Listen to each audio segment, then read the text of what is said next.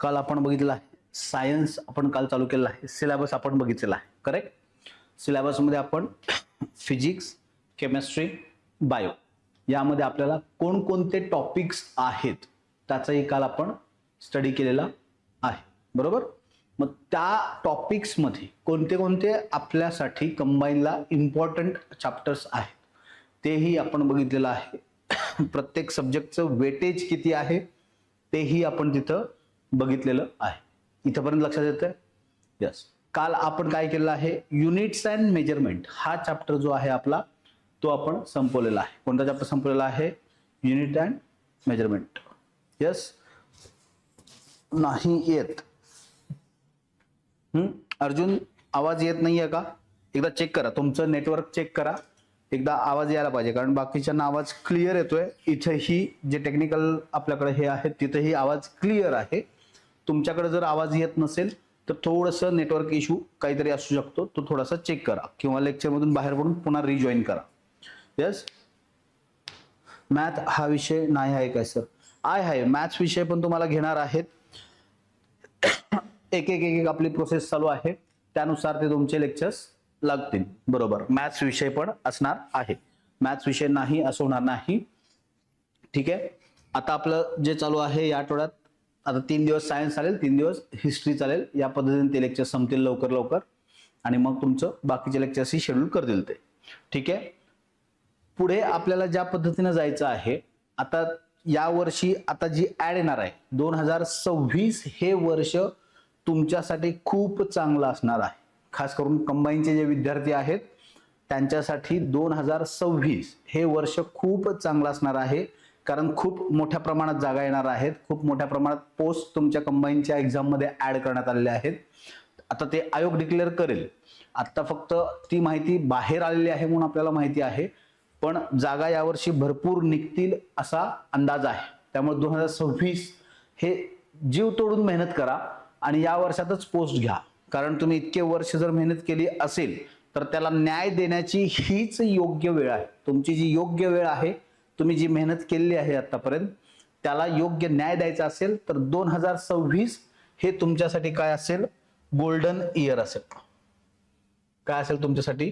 Golden year. Yes.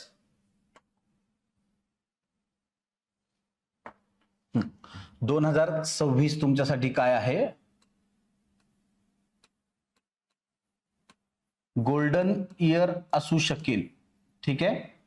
त्यामुळं तुम्ही अभ्यास करताना त्या पद्धतीनं अभ्यास करा की काही झालं तरी आपल्याला या वर्षात पोस्ट घ्यायची आहे, एवढं लक्षात ठेवायचं तुम्हाला. ठीक आहे.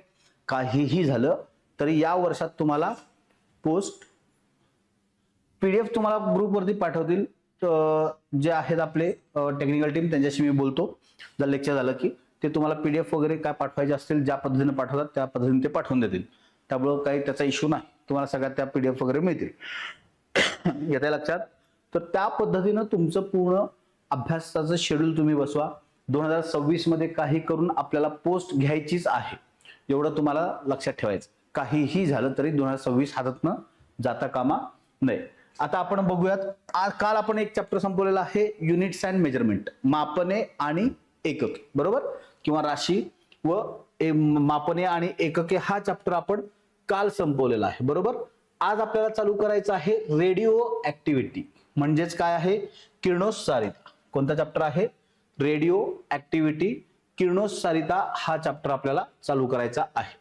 येतं लक्षात? परीक्षेसाठी अतिशय महत्वाचा चॅप्टर आहे. तुम्हाला कंपल्सरी याच्यावरती क्वेश्चन विचारला जातो.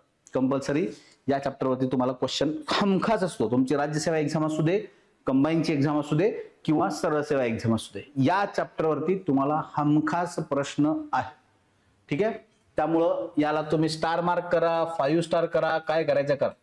तुमचा काय आहे? हा खूप महत्वाचा चॅप्टर आहे. ठीक आहे. किरणोत्सारिता, रेडिओ ऍक्टिव्हिटी याचा शोध कसा लागला? पहिल्यांदा ज्यावेळी हेनरी बेक्वेरेल हा जो शास्त्रज्ञ होता, हा काही प्रयोग करत होता. काही प्रयोग करत होता फोटोग्राफी प्लेटवरती. फोटोग्राफी जी प्लेट असते काच छायाचित्रणाची, त्याच्यावरती तो प्रयोग करत होता. मग त्यावेळी त्यानं काय केलं की त्याला प्रयोगशाळेत असताना त्यानं त्याच्या भोवती आपली छायाचित्रणाची जी काच आहे, फोटोग्राफी प्लेट आहे, जी ग्लास आहे, त्याच्या भोवती पेपर गुंडाळा काढा, का तर त्याच्यावरती प्रकाशाचा कोणताही इफेक्ट होऊ नये, ती त्याला नंतर वापरायची होती. म्हणून त्यानं काय केलं, ती ड्रॉवर मध्ये ठेवली आणि त्या ड्रॉवर मध्ये होते युरेनियमचे क्षार. काय होते? युरेनियमचे क्षार होते. जो त्यावेळी नंतर त्यानं ज्यावेळी त्याच्या लक्षात आलं की आपल्याला ती प्लेट लागणार आहे, त्यावेळी ज्यावेळी त्यानं ती प्लेट काढली त्यावेळी त्याला असं आढळलं की त्या प्लेटवरती प्रकाशाचा इफेक्ट झालेला आहे. पण त्यानं काच ठेवली कशात होती? काळ्या कागदात गुंडाळून ठेवली, का तर प्रकाशाचा इफेक्ट होऊ नये म्हणून. बट त्याच्यावरती काहीतरी इफेक्ट झाला होता. मग त्याला असं लक्षात आलं की युरेनियमच्या क्षारमधून अशी काही प्रारणं बाहेर पडत असावीत ज्यामुळं हा इफेक्ट झालेला असावा. आणि त्यालाच त्यानं काय नाव दिलं?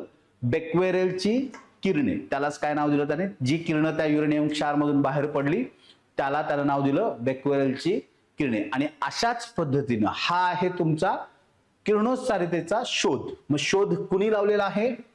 हेनरी बेक्वेरेल या शास्त्रज्ञानं तुमचा किरणोत्सारितेचा शोध लावला. कोण लावलेला आहे?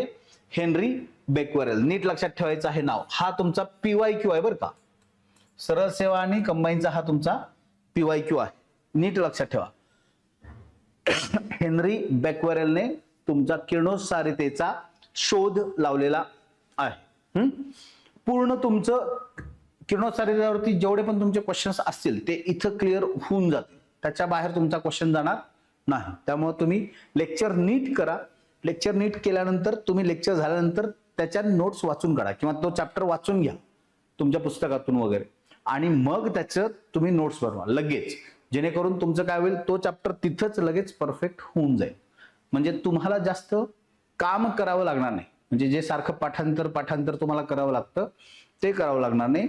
कारण तुम्ही या पद्धतीने जर गेलात, लेक्चर झालं की तो चॅप्टर लगेच पुस्तकामधून वाचून घेणे आणि त्याच्या नोट्स बनवून ठेवणे, हा तुमच्यासाठी काय आहे? सगळ्यात बेस्ट ऑप्शन आहे तुम्हाला कोणताही सब्जेक्ट लक्षात ठेवण्यासाठी. यस, येतं लक्षात सगळ्यांना? यस. मग बघा, किरणोत्सारिताची व्याख्या काय आहे? ज्या जड मूलद्रव्यातून उत्स्फूर्तपणे प्रारणे बाहेर पडून त्याचं रूपांतर हलक्या मूलद्रव्यात होते, याला काय म्हणतात? किरणोत्सारिता असे म्हणतात. जड मूलद्रव्याच्या अणुकेंद्रकातून उत्स्फूर्तपणे प्रारणे बाहेर पडून त्याचं रूपांतर हलक्या मूलद्रव्यात होणे, याला म्हणतात किरणोत्सारिता. शॉर्टकट कसा लक्षात ठेवायचा तुम्हाला? हा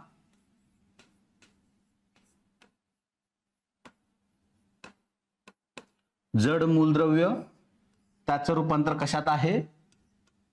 हलके मूलद्रव्य.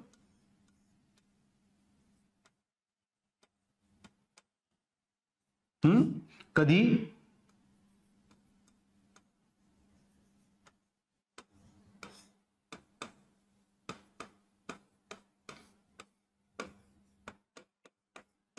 उत्स्फूर्तपणे किरणे बाहेर पडल्यानंतर जड मूलद्रव्याचं रूपांतर कशात होईल? हलक्या मूलद्रव्यात जर झालं तर त्याला आपण काय म्हणतो? किरणोत्सारिता असं म्हणतो. येतं लक्षात? या गोष्टी लक्षात ठेवा. जड मूलद्रव्य उत्स्फूर्तपणे हलके मूलद्रव्यात त्याचं रूपांतर होईल. जड मूलद्रव्य म्हणजे काय? ज्याचं वस्तुमान हे जास्त आहे, आणि त्याच्यापेक्षा कमी वजनाच्या मूलद्रव्यात त्याचं रूपांतर होणे, याला आपण काय म्हणतो? किरणोत्सार असं म्हणतो. आणि हाच आहे किरणोत्सारिता सिद्धांत. म्हणजे अस्थिर केंद्रकातून अदृश्य प्रारणे अचानकपणे बाहेर पडून त्याचं रूपांतर हलक्या मूलद्रव्यात होणे किंवा स्थिर मूलद्रव्यात होणे. किरणोत्सार सिद्धांतात जड मूलद्रव्य इथं आपण वापरतो. पहिल्यांदा व्याख्यामध्ये आपल्याला सिद्धांतात काय वापरायचं आहे? अस्थिर मूलद्रव्याचं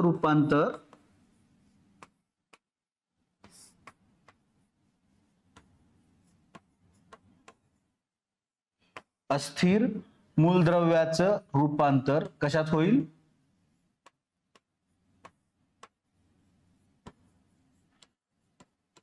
स्थिर मूलद्रव्यात. बरोबर आहे? अचानकपणे काय होईल? अदृश्य प्रारणे बाहेर पडून, जड मूलद्रव्यातून किंवा अस्थिर मूलद्रव्यातून अदृश्य प्रारणे बाहेर पडून त्याचं रूपांतर जर स्थिर मूलद्रव्यात होत असेल तर त्याला आपण म्हणतो किरणोत्सारिता सिद्धांत. ठीक आहे. हा मांडलाय कोणी? पेरी क्युरी, मेरी क्युरी या लोकांनी मांडलेला आहे. बरोबर आहे. पेरी क्युरी आणि मेरी क्युरीनी मांडलेला आहे. मेरी क्युरीनं काय केलेलं आहे? पोलोनियम. काय सांगतोय? मेरी क्युरीने काय केलेलं आहे? पोलोनियम आणि रेडियम. मेरी क्युरीने कशाचा शोध लावलेला आहे?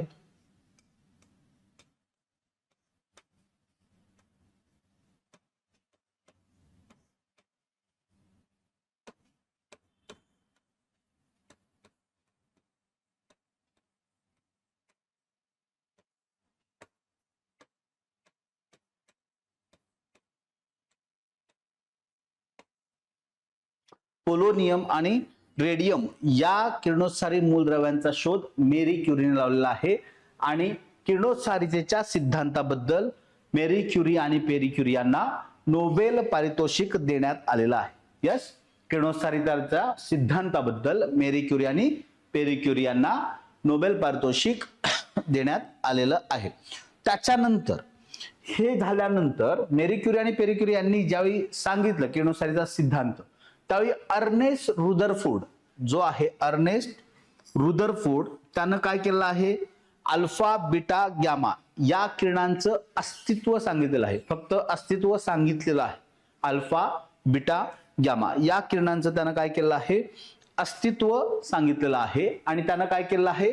किरणोत्सारी विघटन जे आहे, किरणोत्सारी विघटन त्याचे नियम स्पष्ट केलेले आहेत. काय केलं आहे? किरणोत्सारिता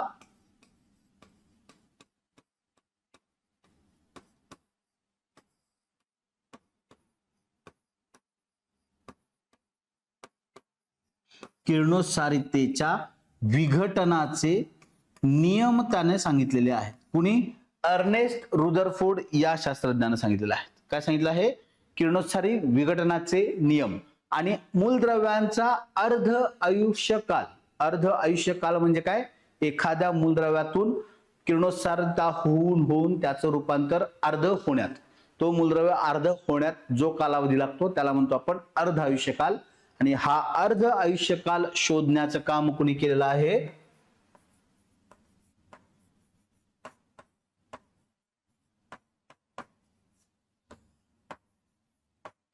रुदरफोर्डनी केलेला आहे. प्लस त्यानं काय केलं आहे? अल्फा बीटा आणि गॅमा या प्रारणांचं अस्तित्व सिद्ध केलेलं आहे. अल्फा बीटा आणि गॅमा या प्रारणांचं अस्तित्व त्यानं सिद्ध केलं आहे. येते लक्षात? आता यामध्ये तुम्हाला इम्पॉर्टंट काय होतं? एक, हा तुमचा PYQ आहे. दोन, रुदरफोर्डचं योगदान तुम्हाला लक्षात ठेवायचं आहे. अर्ध आयुष्यकाल, किरणोत्सारी विघटनाचे नियम आणि अल्फा बीटा आणि गॅमा प्रारणांचं अस्तित्व सांगण्याचं काम कोणी केलं आहे? रुदरफोर्डनी केलं आहे. हे तुम्हाला लक्षात ठेवायचं आहे. याच्यावरती क्वेश्चन आता येणारा भविष्यात याच्यावरती क्वेश्चन येईल. ठीक आहे. हा क्वेश्चन तुमचा सरळ सेवेला विचारून झालेला आहे. मेरी क्युरीने काय कामकाज केलेले आहे? मेरी क्युरीचं कामकाज काय आहे? हा तुमचा क्वेश्चन सरळ सेवेचा PYQ आहे.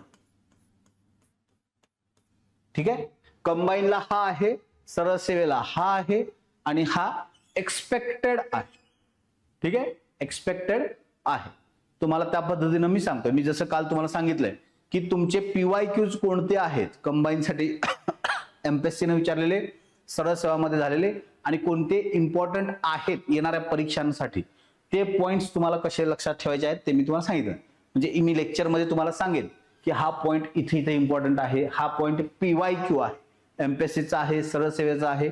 हा मी तुम्हाला पॉइंट्स सगळे त्या ठिकाणी सांगेन. ते तुम्ही फक्त नोट डाऊन करून ठेवायचे आहेत. तुम्ही जर लेक्चर चालू असताना जर स्वतः नोट्स बनवत असाल तर सगळ्यात बेस्ट ऑप्शन असेल तुमच्यासाठी. ठीक आहे. सगळ्यात बेस्ट ऑप्शन असेल. PDF कुठं मिळेल? आता ऍक्च्युली मला नोट्सचं काही माहित नाही आहे यातलं. मी एक माहिती घेतो टेक्निकल टीम कडून आणि उद्या तुम्हाला त्याबद्दल मी सांगेन. ठीक आहे. नोट्स कुठं असतील काय असतील याच्याबद्दल मला अजून तरी कल्पना नाहीये. मी त्या पद्धतीने तुम्हाला माहिती घेऊन मग उद्या सांगेन. ठीक आहे. आता आपल्याला काय लक्षात ठेवायचं आहे? तुम्ही लेक्चर, माझं तर बेस्ट ऑप्शन म्हणणं असं आहे की तुम्ही लेक्चर करत करत नोट्स बनवा.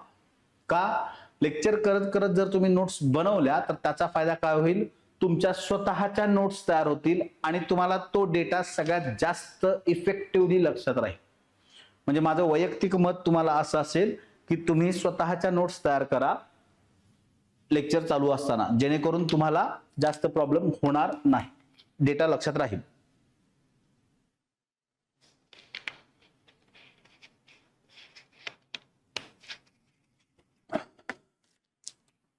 यस, त्या पद्धतीने तुम्ही काम केलं तर तुम्हाला जास्त मार्क्स मिळतील, तुम्हाला फायदा होईल.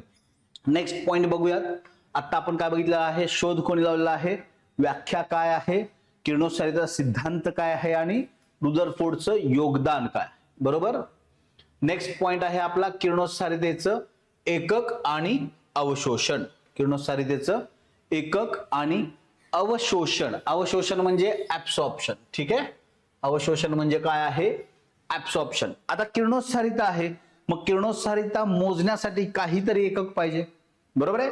मग किरणोत्सारितेचं मूळ एकक जे होतं, किरणोत्सारिता मोजण्यासाठी मूळ एकक जे होतं ते सगळ्यात पहिल्यांदा काय होतं, क्युरी. काय होतं, क्युरी. ठीक आहे, क्युरी दाम्पत्याच्या स्मरणार्थ क्युरी हे टेम्परेचर आपलं एकक आपल्याला कशासाठी दिलं होतं, किरणोत्सारितेचं एकक होतं. आणि हे आहे तुमचा PYQ सरळ सेवेसाठी. ठीक आहे, क्युरी हे जे एकक आहे ते सगळ्यात पहिल्यांदा कधी वापरलं, किरणोत्सारितेचं आधीच एकक म्हणून क्युरी वापरलं जायचं. मग एक क्युरी बरोबर युनिट काय होतं, 3.7 × 10⁻10 किरणोत्सारी निर्गमन पर सेकंद. म्हणजे एका सेकंदात तेवढ्या किरणोत्सारिताचं किरणांचं निर्गमन. म्हणजे निर्गमन म्हणजे काय, मूलद्रव्याच्या अणूतून ती किरण बाहेर पडणं. आगमन, निर्गमन. ठीक आहे, निर्गमन म्हणजे काय, बाहेर पडणं. ठीक आहे, मूलद्रव्याच्या अणूच्या केंद्रकातून तेवढी किरणे एका सेकंदाला बाहेर पडणं म्हणजेच त्याचं एकक काय होतं, ते क्युरी. एक क्युरी बरोबर काय व्हॅल्यू आहे, 3.7 × 10⁻10 किरणोत्सारी निर्गमन पर सेकंद. ठीक आहे, सध्या जे एकक वापरलं जातं ते काय आहे, बेक्वेरेल. किरणोत्सारितेसाठी सध्या जे वापरलं जातं हे काय आहे, आधी वापरलं जायचं. आता कोणतं वापरलं जातं, बेक्वेरेल. आणि हा तुमचा कंबाईनचा PYQ आहे. किरणोत्सारितेचं सध्याचं याचा एकक काय आहे, तर काय आहे, बेक्वेरेल आहे. हा PYQ तुमचा कधीचा आहे, सरळ सेवेचा. क्युरी एकक जे आहे ते. बेक्वेरेल एकक जे आहे तो तुमचा MPSCचा PYQ आहे. नीट लक्षात राहू दे. ठीक आहे, या गोष्टींवरती तुम्हाला काम करायचं आहे की आपले क्वेश्चन्स कुठं विचारले जात आहेत आणि कसे विचारले जातील ह्याच्यावरती काम करा. तुम्हाला खूप चांगला फायदा होईल अभ्यास करताना. मग एकक काय आहे, बेक्वेरेल आहे. मग एक बेक्वेरेल बरोबर काय आहे, एक किरणोत्सारी निर्गमन पर सेकंद. मग त्याची एक किरणोत्सारी पर सेकंदचं व्हॅल्यू काय दिलेली आहे, 2.703 × 10⁻11 क्युरी. 10⁻11 क्युरी. 2.703 × 10⁻11 क्युरी म्हणजे काय आहे, एक बेक्वेरेल. हे तुम्हाला विचारणार नाही, विचारतील काय, इथं विचारलेलं आहे त्याच पद्धतीने क्वेश्चन विचारतील. ठीक आहे, जर किरणोत्सारी पदार्थाच्या सान्निध्यात आपण मानवी शरीर आलं, आपलं मानवी शरीर किरणोत्सारी मूलद्रव्यांच्या संपर्कात आलं तर त्यावेळी मानवी शरीरानं जे काही किरणोत्सार असेल किंवा रेडिओ ऍक्टिव्ह रेज असतील त्याचं जे शोषण केलेलं असेल शरीरामध्ये त्याचं ऍब्सॉर्प्शन म्हणा, रेडिओ ऍक्टिव्ह किरणांचं जे काही ऍब्सॉर्प्शन असेल ते मानवी शरीरात जे झालं असेल ते तुम्ही कसं मोजणार आहात, ते मोजण्यासाठी तुम्हाला एकक काय दिलेलं आहे, आधी काय वापरायचे, रॅड. काय वापरायचे, आधी रॅड हे एकक वापरायचं. आधी काय वापरायचं, रॅड. आणि सध्या काय वापरलं जातं, ग्रे. ठीक आहे, मानवी शरीरामध्ये किरणोत्सारी मूलद्रव्यांचं जे काही अवशोषण झालेलं आहे ते मोजण्यासाठी आधी एकक वापरलं जायचं रॅड, आता वापरलं जातं ग्रे. मग 1 ग्रे बरोबर 100 रॅड, एवढं लक्षात ठेवा. आणि हा एक्सपेक्टेड क्वेश्चन आहे, इम्पॉर्टंट करून ठेवा, एक्सपेक्टेड क्वेश्चन आहे. ठीक आहे, जस्ट समजलं.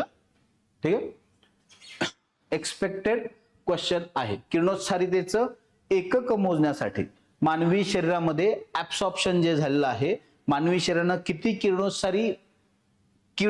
किरणोत्सारी म्हणजे मूलद्रव्याची किरणं शरीरात शोषलेली आहेत ते मोजण्यासाठी आधी तुम्हाला कोणतं एकक होतं, रॅड. आता कोणतं वापरलं जातं, ग्रे. मग 1 ग्रे बरोबर 100 रॅड. येतं लक्षात? यस, ऑनलाईन जनता लक्षात येतंय?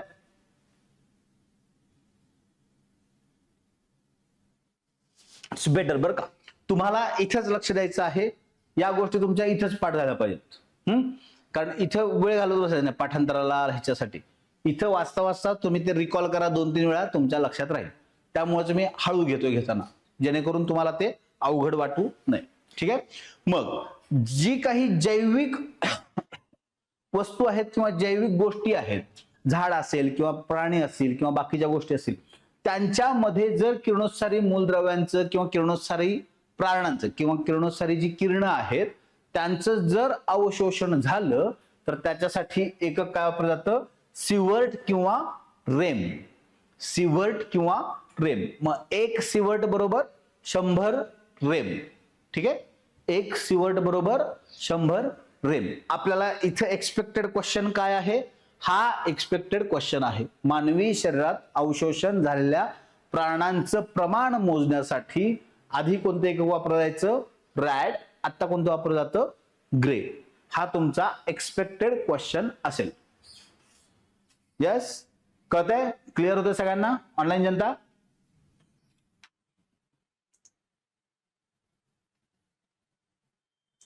यस, ऑनलाईनच्या लोकांना क्लिअर होते का पॉइंट? जरा लवकर सांगितलं तर बरं होईल, म्हणजे मला पण कळेल तुम्हाला कळतंय वगैरे म्हणून.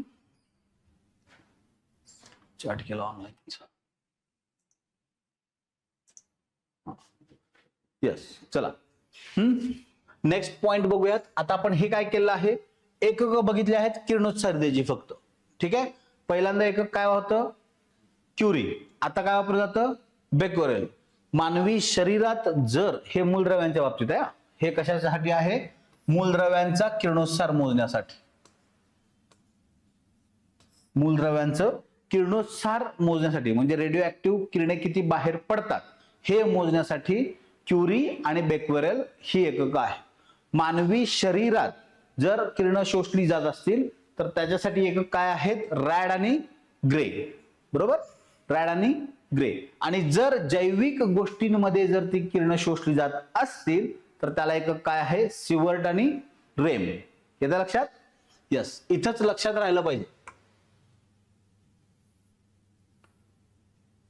नेक्स्ट आता बघूयात अल्फा, बीटा आणि गॅमा किरणांचा शोध. लक्षात येते का बघा, अल्फा, बीटा आणि गॅमा किरणांचा शोध लक्षात येतोय का बघूया आपण.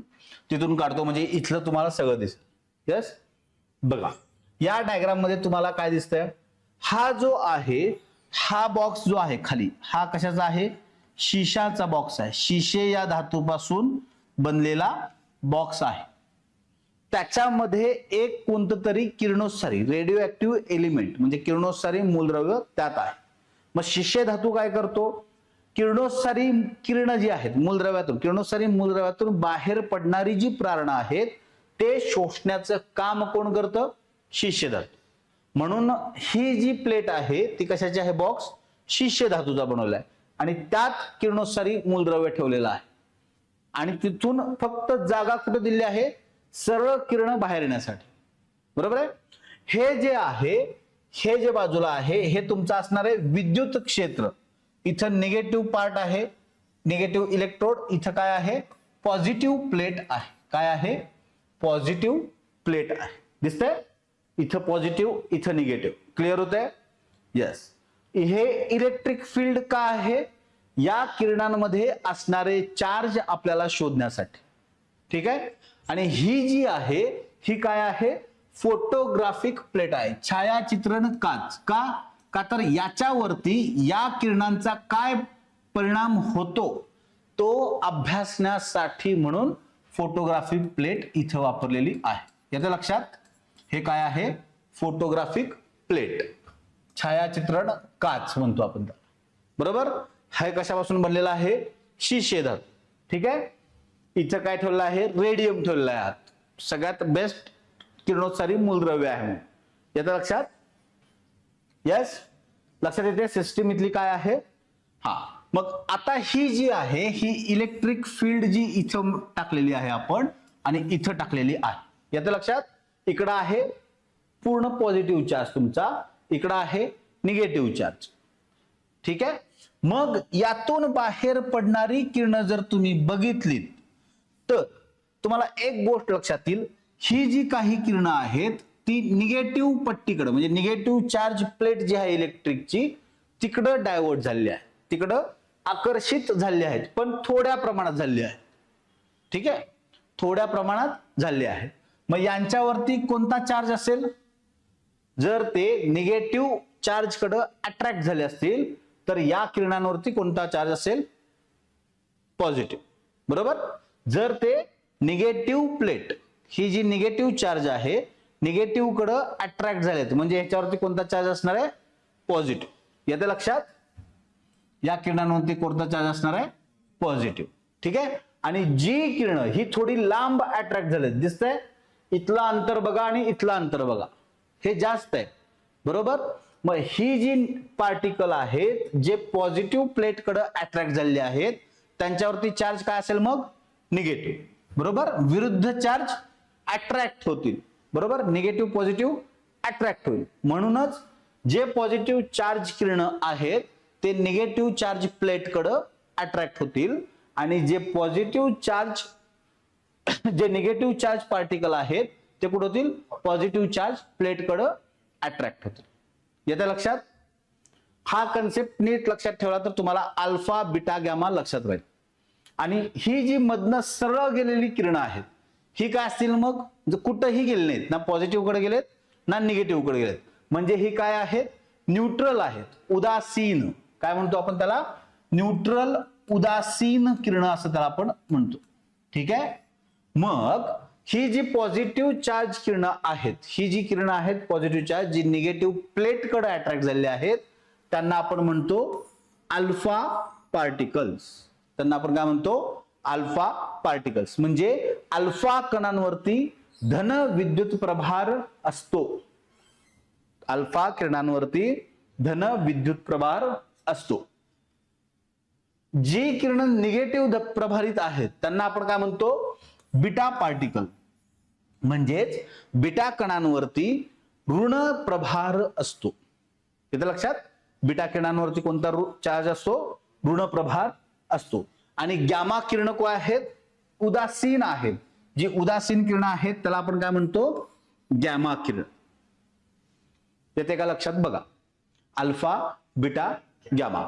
अल्फा किरण जी आहेत त्यांच्यावरती पॉझिटिव्ह चार्ज आहे म्हणून ते कुठे अट्रॅक्ट होतात? Negative plate. बरोबर आहे. बीटा पार्टिकल बीटा कणांवरती कोणता चार्ज आहे? निगेटिव्ह चार्ज आहे म्हणून ते अट्रॅक्ट होताना कुठे होतात? Positive part. आणि गॅमा किरण उदासीन असल्यामुळे ते कुठे जातात? सरळ जातात. येतं लक्षात. याच्यामुळे काय झालं? अल्फा बीटा गॅमा या किरणांचं अस्तित्व समोर आलेलं आहे. येतं लक्षात. अस्तित्व समोर आलेलं आहे.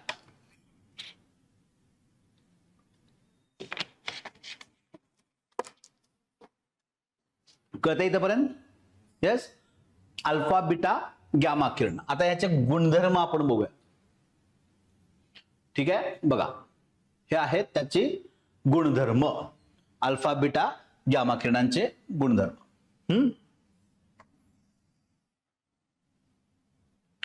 बघा, अल्फा कण जे आहेत सगळ्यात पहिल्यांदा काय बघायचं आपल्याला? त्याचं स्वरूप काय आहे. ठीक आहे.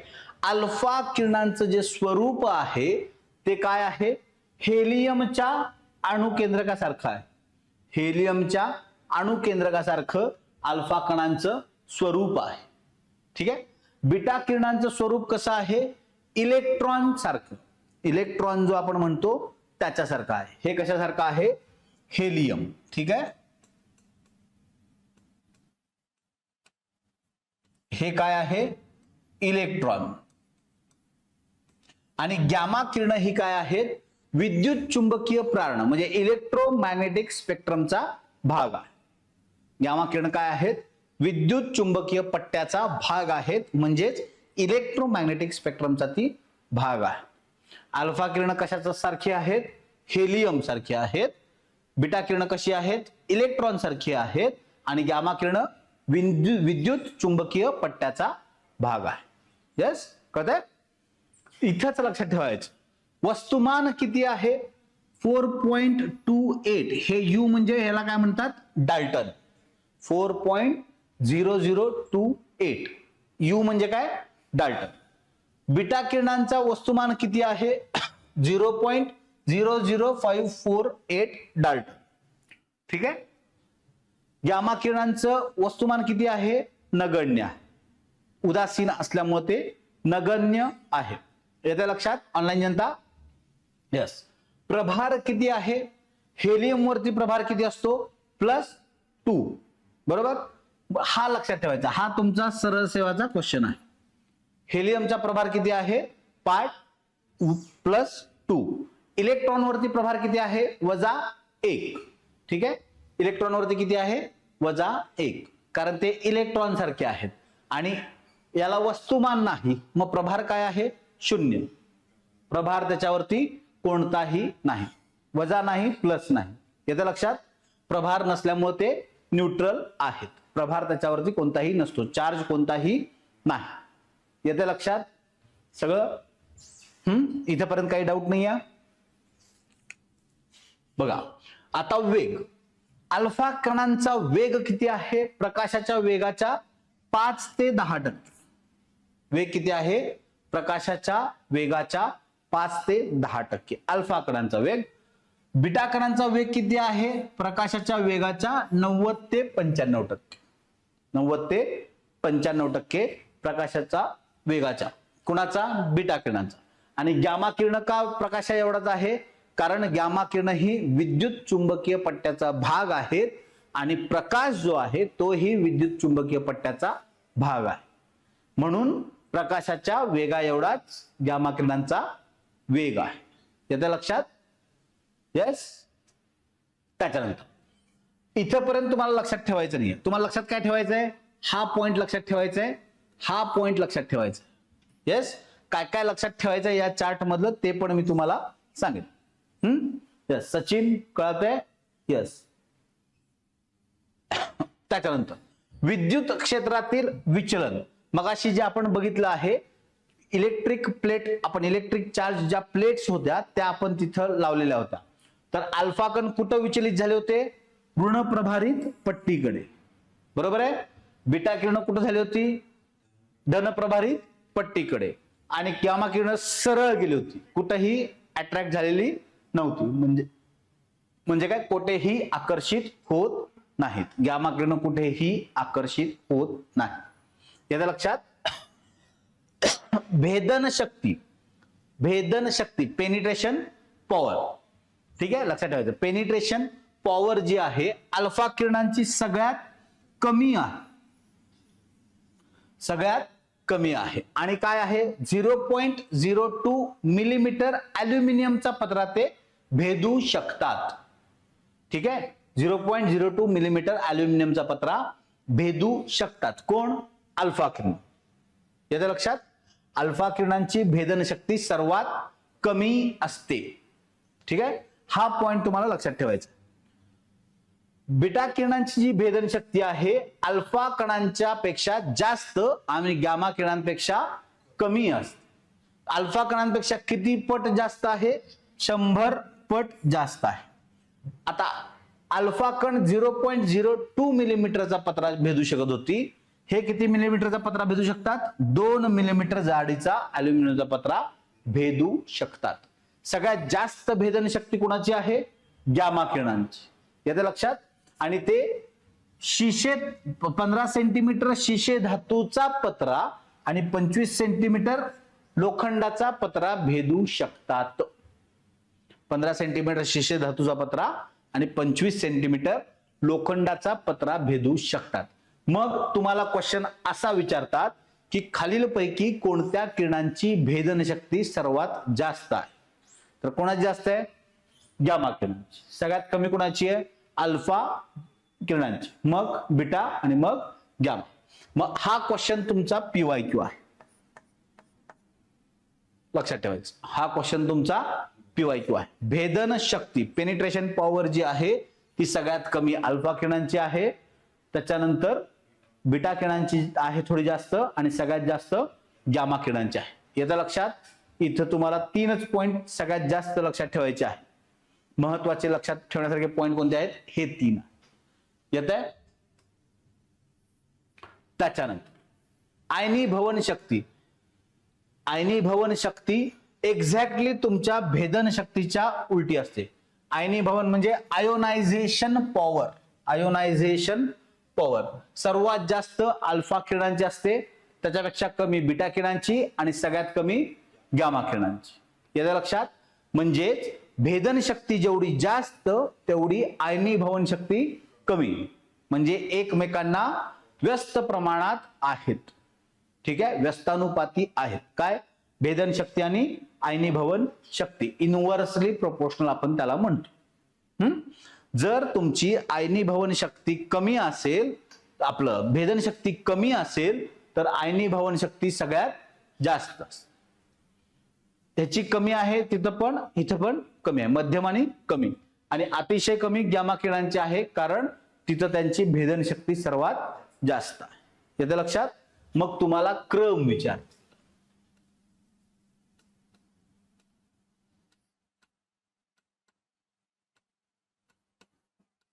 भेदन शक्तीचा क्रम कसा आहे?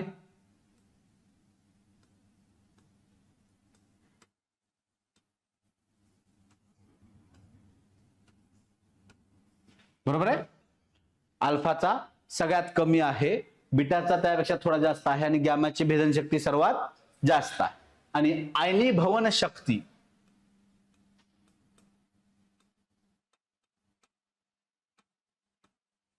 आयनीभवन शक्ती कशी आहे? अल्फाची सगळ्यात जास्त, बीटाची त्याच्यापेक्षा कमी आणि गॅमाची सगळ्यात कमी. कळतंय? हे तुम्हाला लक्षात ठेवायचं आहे. हा तुमचा PYQ आहे सगळ्या एक्झामचा, सरळ सेवा कंबाईन सगळीकडे. ठीक आहे, नीट लक्षात ठेवायचं आहे. आयनीभवन शक्ती काय एवढंच केल्यावर मार्क येता का या चॅप्टर मध्ये? हो हो, मी तुम्हाला जेवढं शिकवेन या चॅप्टर मध्ये तेवढंच तुम्ही नीट करा. जेवढं पण मी तुम्हाला शिकवेन या चॅप्टर मध्ये तेवढंच करा, तुम्हाला मार्क्स मिळतील, गॅरंटी माझी. ठीक आहे, त्यामुळे त्याचं टेन्शन तुम्ही घेऊ नका.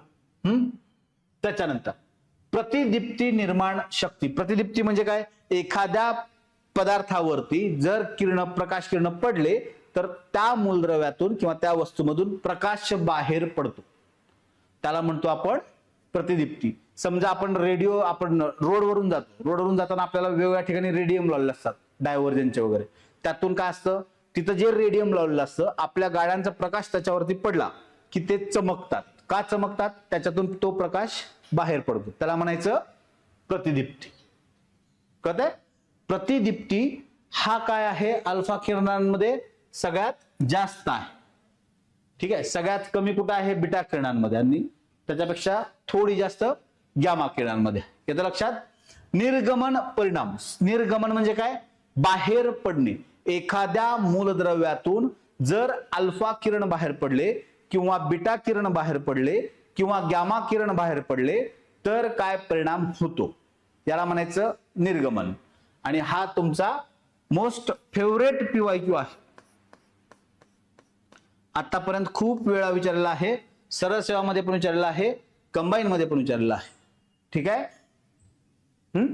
तुमचं कंबाईन मध्ये पण विचारलेलं आहे आणि सरळ सेवामध्ये पण विचारलेला आहे. मग अल्फा किरण जर एखाद्या मूलद्रव्यातून बाहेर पडले तर काय होतं? त्या मूलद्रव्याचा अणुअंक 2 ने कमी होतो आणि अणुवस्तुमानांक 4 ने कमी होतो. 2 ने आणि 4 नेच का कमी होतो? 2 ने आणि 4 ने का कमी होतो? का तर त्याचं स्वरूप कसं आहे? हेलियम सारखं आहे. मग हेलियमचा अणुअंक आणि अणुवस्तुमानांक किती आहे? 2, 4. अणुअंक 2 आहे हेलियमचा आणि अणुवस्तुमानांक 4 आहे. म्हणजे एक अल्फा किरण जर बाहेर पडत असेल म्हणजे एक हेलियमचा अणू त्यातून बाहेर पडतो. मग जर हेलियमचा अणू त्यातून बाहेर पडतो म्हणजेच 2 ने अणुअंक कमी होईल आणि 4 ने अणुवस्तुमान कमी होईल. येते लक्षात? एक अल्फा कण मूलद्रव्याच्या केंद्रकातून बाहेर पडला तर अणुअंक 2 ने कमी होतो. कोणाचा? त्या मूलद्रव्याचा. ज्या मूलद्रव्यातून अल्फा कण बाहेर पडलेला आहे त्याचा. ठीक आहे. त्यातून अणुअंक 2 ने कमी होईल आणि अणुवस्तुमान 4 ने कमी होईल. यस, लक्षात येतंय? सचिन, आशिष, अर्जुन, लक्षात येतंय? ऑनलाईन जनता कोण कोण आहे पटपट सांगा. लक्षात येते का बघा. मग जर बीटा किरण जर मूलद्रव्यातून बाहेर पडला, तुम्ही वाचताना काय वाचता की बीटा किरण मूलद्रव्याच्या केंद्रकातून बाहेर पडला तर अणुअंक 1 ने वाढेल. मी इथं काय दिलंय बघा नीट. 1 ने कमी होतो किंवा वाढतो. ठीक आहे. हे का लिहिलंय त्याचं पण कारण सांगतो. एक्सपेक्टेड पुढचा क्वेश्चन आहे. आतापर्यंत नीट लक्षात ठेवा, तुमच्या सरळ सेवामध्ये किंवा कंबाईन मध्ये आतापर्यंत हा क्वेश्चन विचारला होता की बीटा किरण जर बाहेर पडलं तर अणुअंक 1 ने वाढतो, एवढंच विचारलं होतं. पण त्याच्या पुढेही काही नंतर संशोधन झाल्यामुळे अपडेट झालेलं आहे. तुमच्या एनसीईआरटीच्या पुस्तकात आणि स्टेट बोर्डच्या पुस्तकात तो पॉइंट आहे. स्टेट बोर्ड मध्ये कुठं आहे? 11वीच्या स्टेट बोर्ड मध्ये आहे. ठीक आहे. 11वीच्या स्टेट बोर्ड मध्ये तो पॉइंट आहे. अणुअंक 1 ने कमी होतो किंवा वाढतो आणि अणुवस्तुमानांकात फरक पडतो का? नाही. का तर याचं स्वरूप कसं आहे? इलेक्ट्रॉन सारखं. इलेक्ट्रॉन बाहेर पडतो म्हणजे काय होतं? फक्त अणुअंक 1 ने कमी होईल. अणुअंक म्हणजे काय? केमिस्ट्रीमध्ये आपल्याला बघायचं आहे. अणुअंक म्हणजे काय? मूलद्रव्यात असणाऱ्या प्रोटॉन किंवा इलेक्ट्रॉनची संख्या. बरोबर. मग एक इलेक्ट्रॉन बाहेर पडणार म्हणजे काय होणार? अणुअंक 1 ने कमी होणार. येत्या लक्षात इथपर्यंत? अणुअंक 1 ने कमी होईल. यस.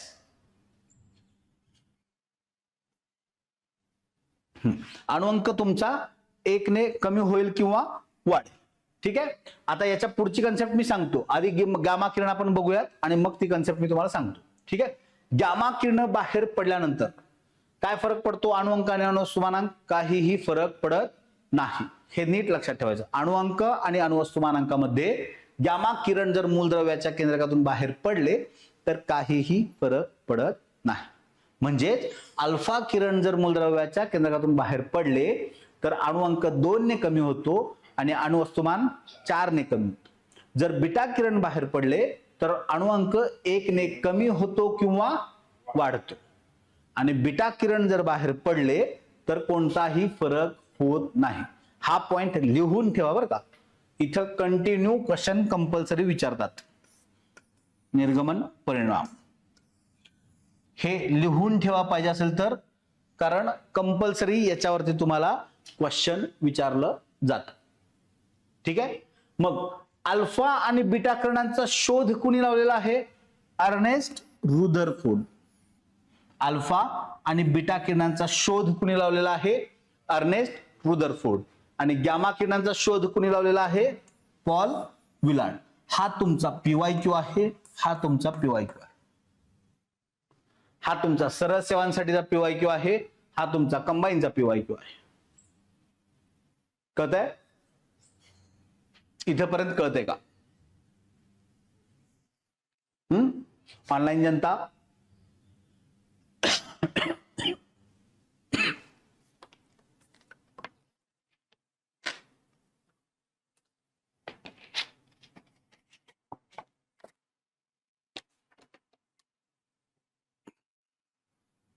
बघा. आता आपण हा कन्सेप्ट बघायचा. इथपर्यंत कळतंय सगळ्यांना? यस. सगळं लवकर सांगा. सगळ्याच मूलद्रव्यात अल्फा बीटा गामा रेज असतात. किरणोत्सारी मूलद्रव्यांमधून त्या मूलद्रव्यांचं निर्गमन होतं. किरणोत्सारी मूलद्रव्यांमधून त्या मूलद्रव्य किरणांचं निर्गमन किंवा बाहेर पडतात. येतं लक्षात.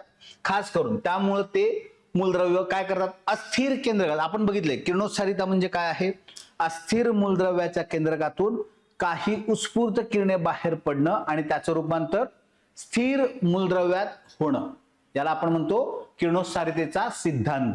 पहिल्या स्लाइडवरती आपण बघितले बरोबर. म्हणजे कोणताही अस्थिर मूलद्रव्य जो आहे, 82 नंतरचे जेवढे पण मूलद्रव्य आहेत त्यांना आपण काय म्हणतो, अस्थिर मूलद्रव्य.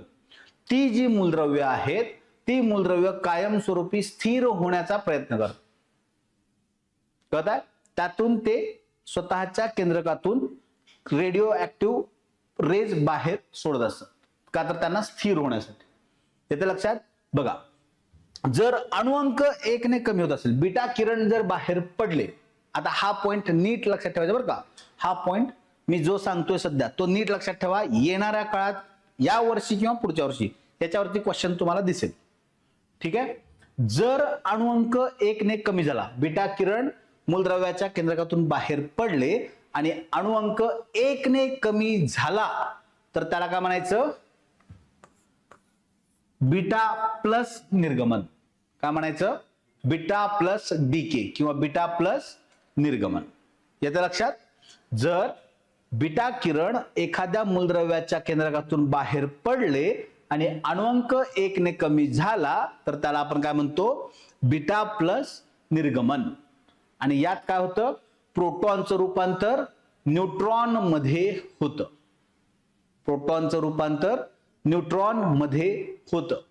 त्यामुळं लक्षात ठेवायचा हा पॉइंट नीट लक्षात ठेवायचा. बीटा प्लस निर्गमन म्हणजे काय, अणुअंक 1 ने कमी होणे. हा प्लस आहे आणि एक्झॅक्ट याच्या ऑपोजिट त्याचा रिझल्ट आहे. अणुअंक 1 ने कमी होतो. आणि जर अणुअंक 1 ने वाढत असेल, काय सांगतो नीट ऐका, अणुअंक 1 ने वाढत असेल तर त्याला आपण काय म्हणायचं, बीटा मायनस निर्गमन. आणि यामध्ये काय होतं, न्यूट्रॉनचं रूपांतर प्रोटॉन मध्ये होत. बीटा प्लस मध्ये काय होत होतं, प्रोटॉनचं रूपांतर न्यूट्रॉन मध्ये होत. इथं काय होतंय, न्यूट्रॉनचं रूपांतर प्रोटॉन मध्ये होतंय. मल्टीलायनर जर विचारला तर नीट लक्षात ठेवायचं. बीटा प्लस काय आहे, मूलद्रव्याचा अणुअंक 1 ने कमी होतो आणि त्यामध्ये प्रोटॉनचं रूपांतर न्यूट्रॉन मध्ये होतं. बीटा प्लस निर्गमन, अणुअंक 1 ने कमी होतो. हा पॉइंट नीट लक्षात ठेवायचा बरं का. अजून पण सांगतोय, एक्सपेक्टेड क्वेश्चन असेल कुठं ना कुठं या वर्षीच्या एक्झाम मध्ये किंवा पुढच्या वर्षीच्या एक्झाम मध्ये. त्यामुळे नीट लक्षात ठेवायचा तो पॉइंट, बीटा प्लस डीके आणि बीटा मायनस डीके. ठीक आहे.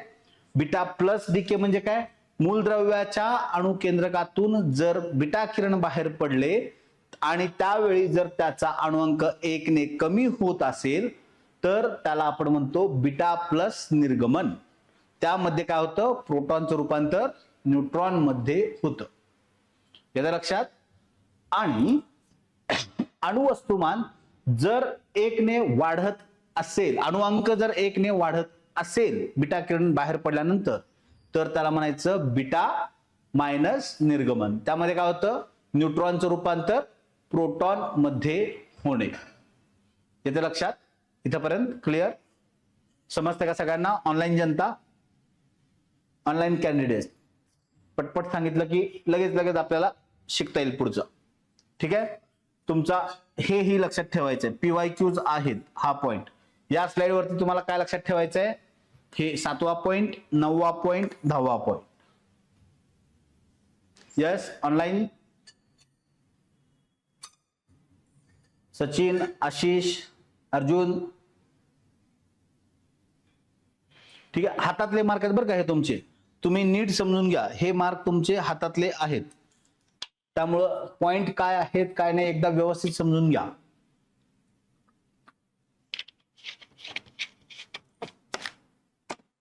लेक्चर 2-3 वेळा बघा, काय बिघडत नाही. पण पॉइंट काय आपण सांगितलेला आहे तो नीट समजून घ्या. पॉइंट जर व्यवस्थित समजून घेतलात तर तुमचे मार्क्स हातातले आहेत. एक मार्क मी अजून पण सांगतोय, तुम्हाला त्याची रिव्हिजन करत बसायची वेळ आली नाही पाहिजे.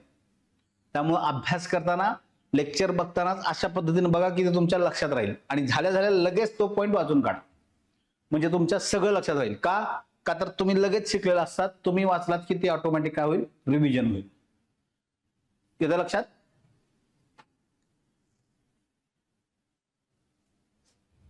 शास्त्रज्ञ नीट लक्षात ठेवायचं. Clear? Yes. Sachin clear. Ashish, Arjun, Shubham,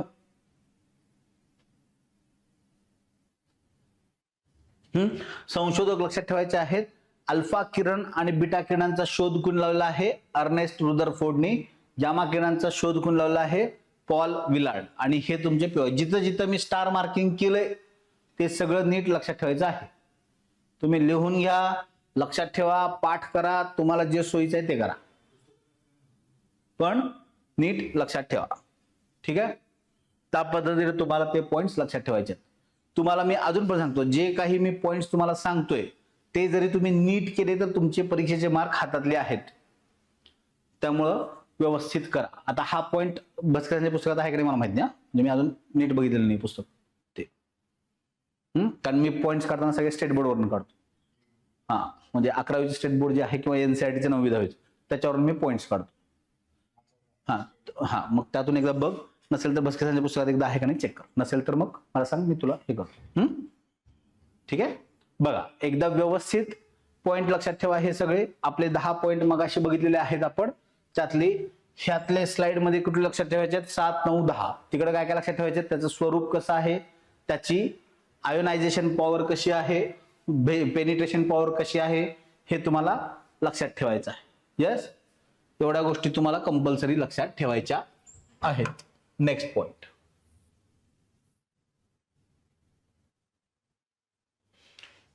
yes, मग आहे तुमचं कॅथोड किरणे. ठीक आहे? कॅथोड किरणे. कॅथोड किरणे म्हणजे काय आहे, तुम्ही जुन्या काळातले टीव्ही बघितलेत का? थोडेसे जुन्या काळातले टीव्ही म्हणजे असे चौकोनी बॉक्स होते बघा, असे.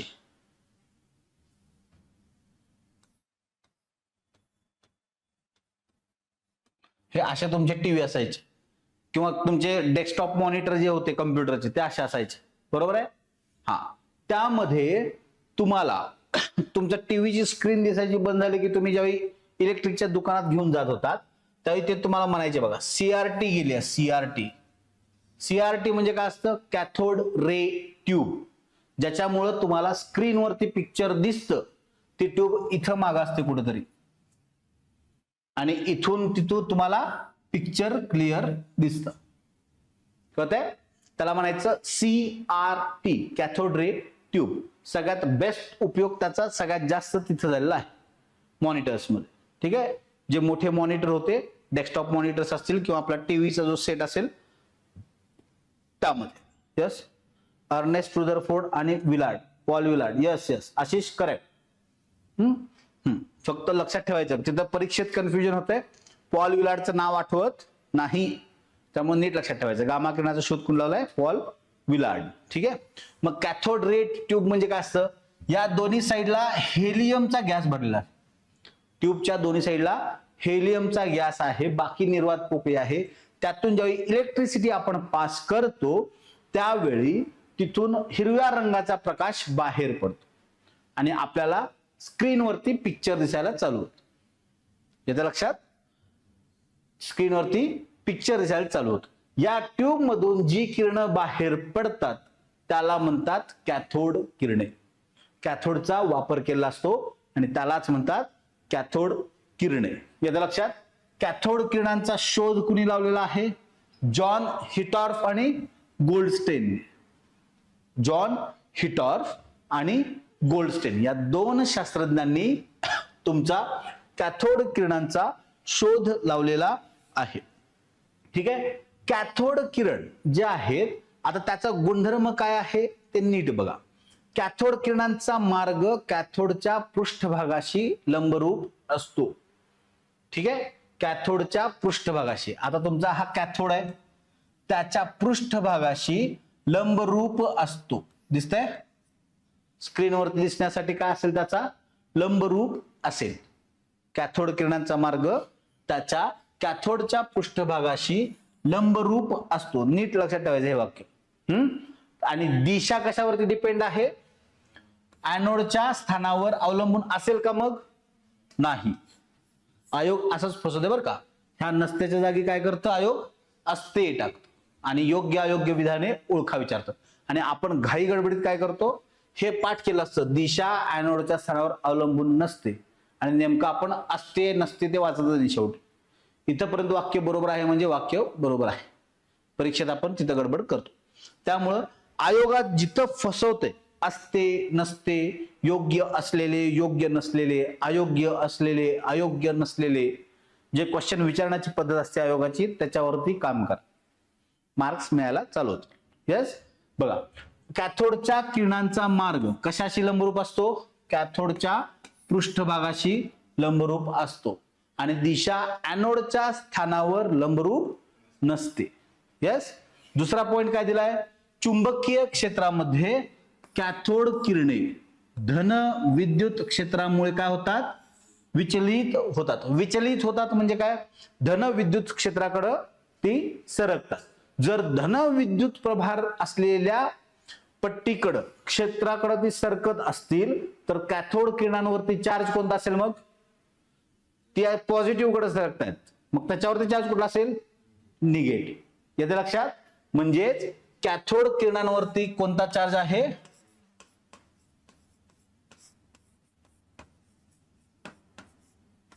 कॅथोड किरणे ऋण प्रभारित असतात.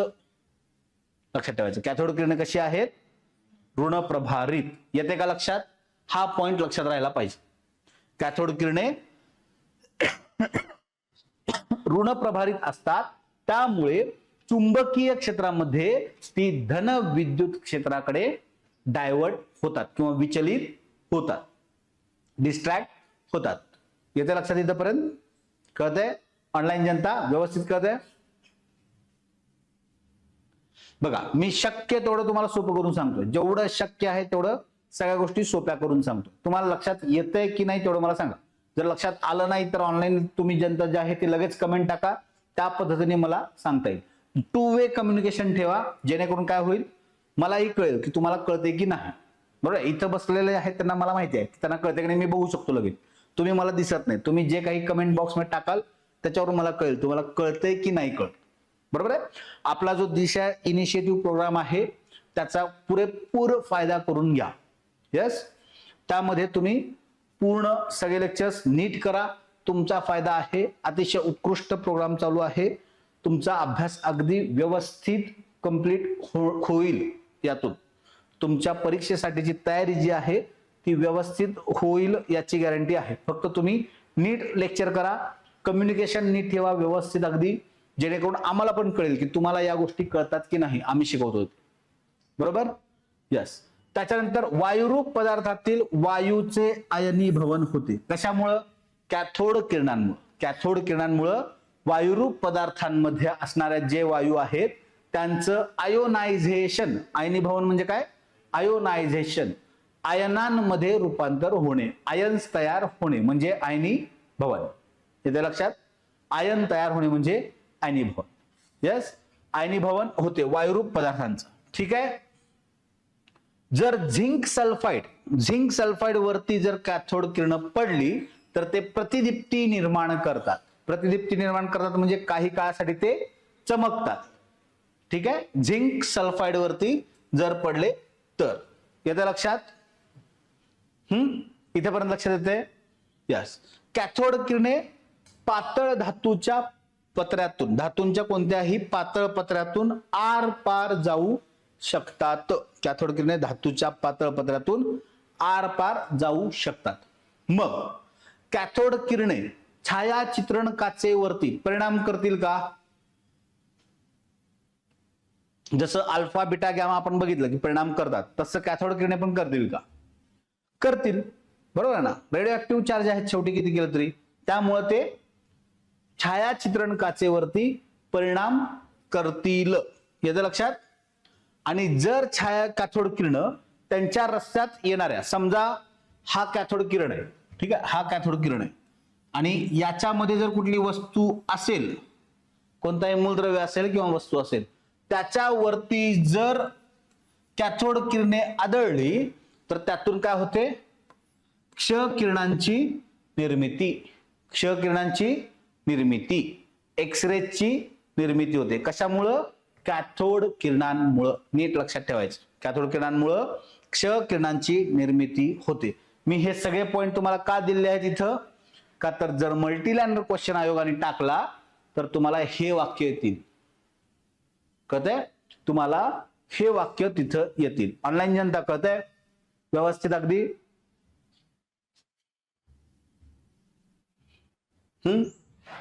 यस, नेक्स्ट पॉइंट बघूयात.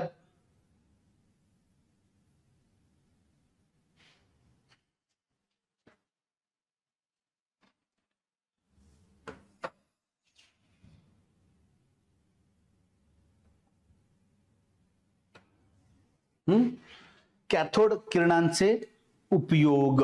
कॅथोड किरणांमुळे काय तयार होते, वेगवेगळ्या ह्याच्यात प्रतिदीप्ती तयार होते. कॅथोड किरणांमुळे काय होतं, प्रतिदीप्ती तयार होते. त्यामुळं सगळ्यात जास्त उपयोग कशावरती होतो, ऑसिलोस्कोप आणि आपले काय, संगणकाचे मॉनिटर. मग अशी मी जे तुम्हाला सांगितलं CRT, बरोबर ना, संगणकाचे मॉनिटर, त्यामध्ये कॅथोड किरणांचा उपयोग होतो. का तर आपल्याला जे चित्र दिसणार आहे, स्क्रीन दिसणार आहे, ती दिसण्यासाठी कॅथोड किरणांचा उपयोग होतो. यस, कळतंय.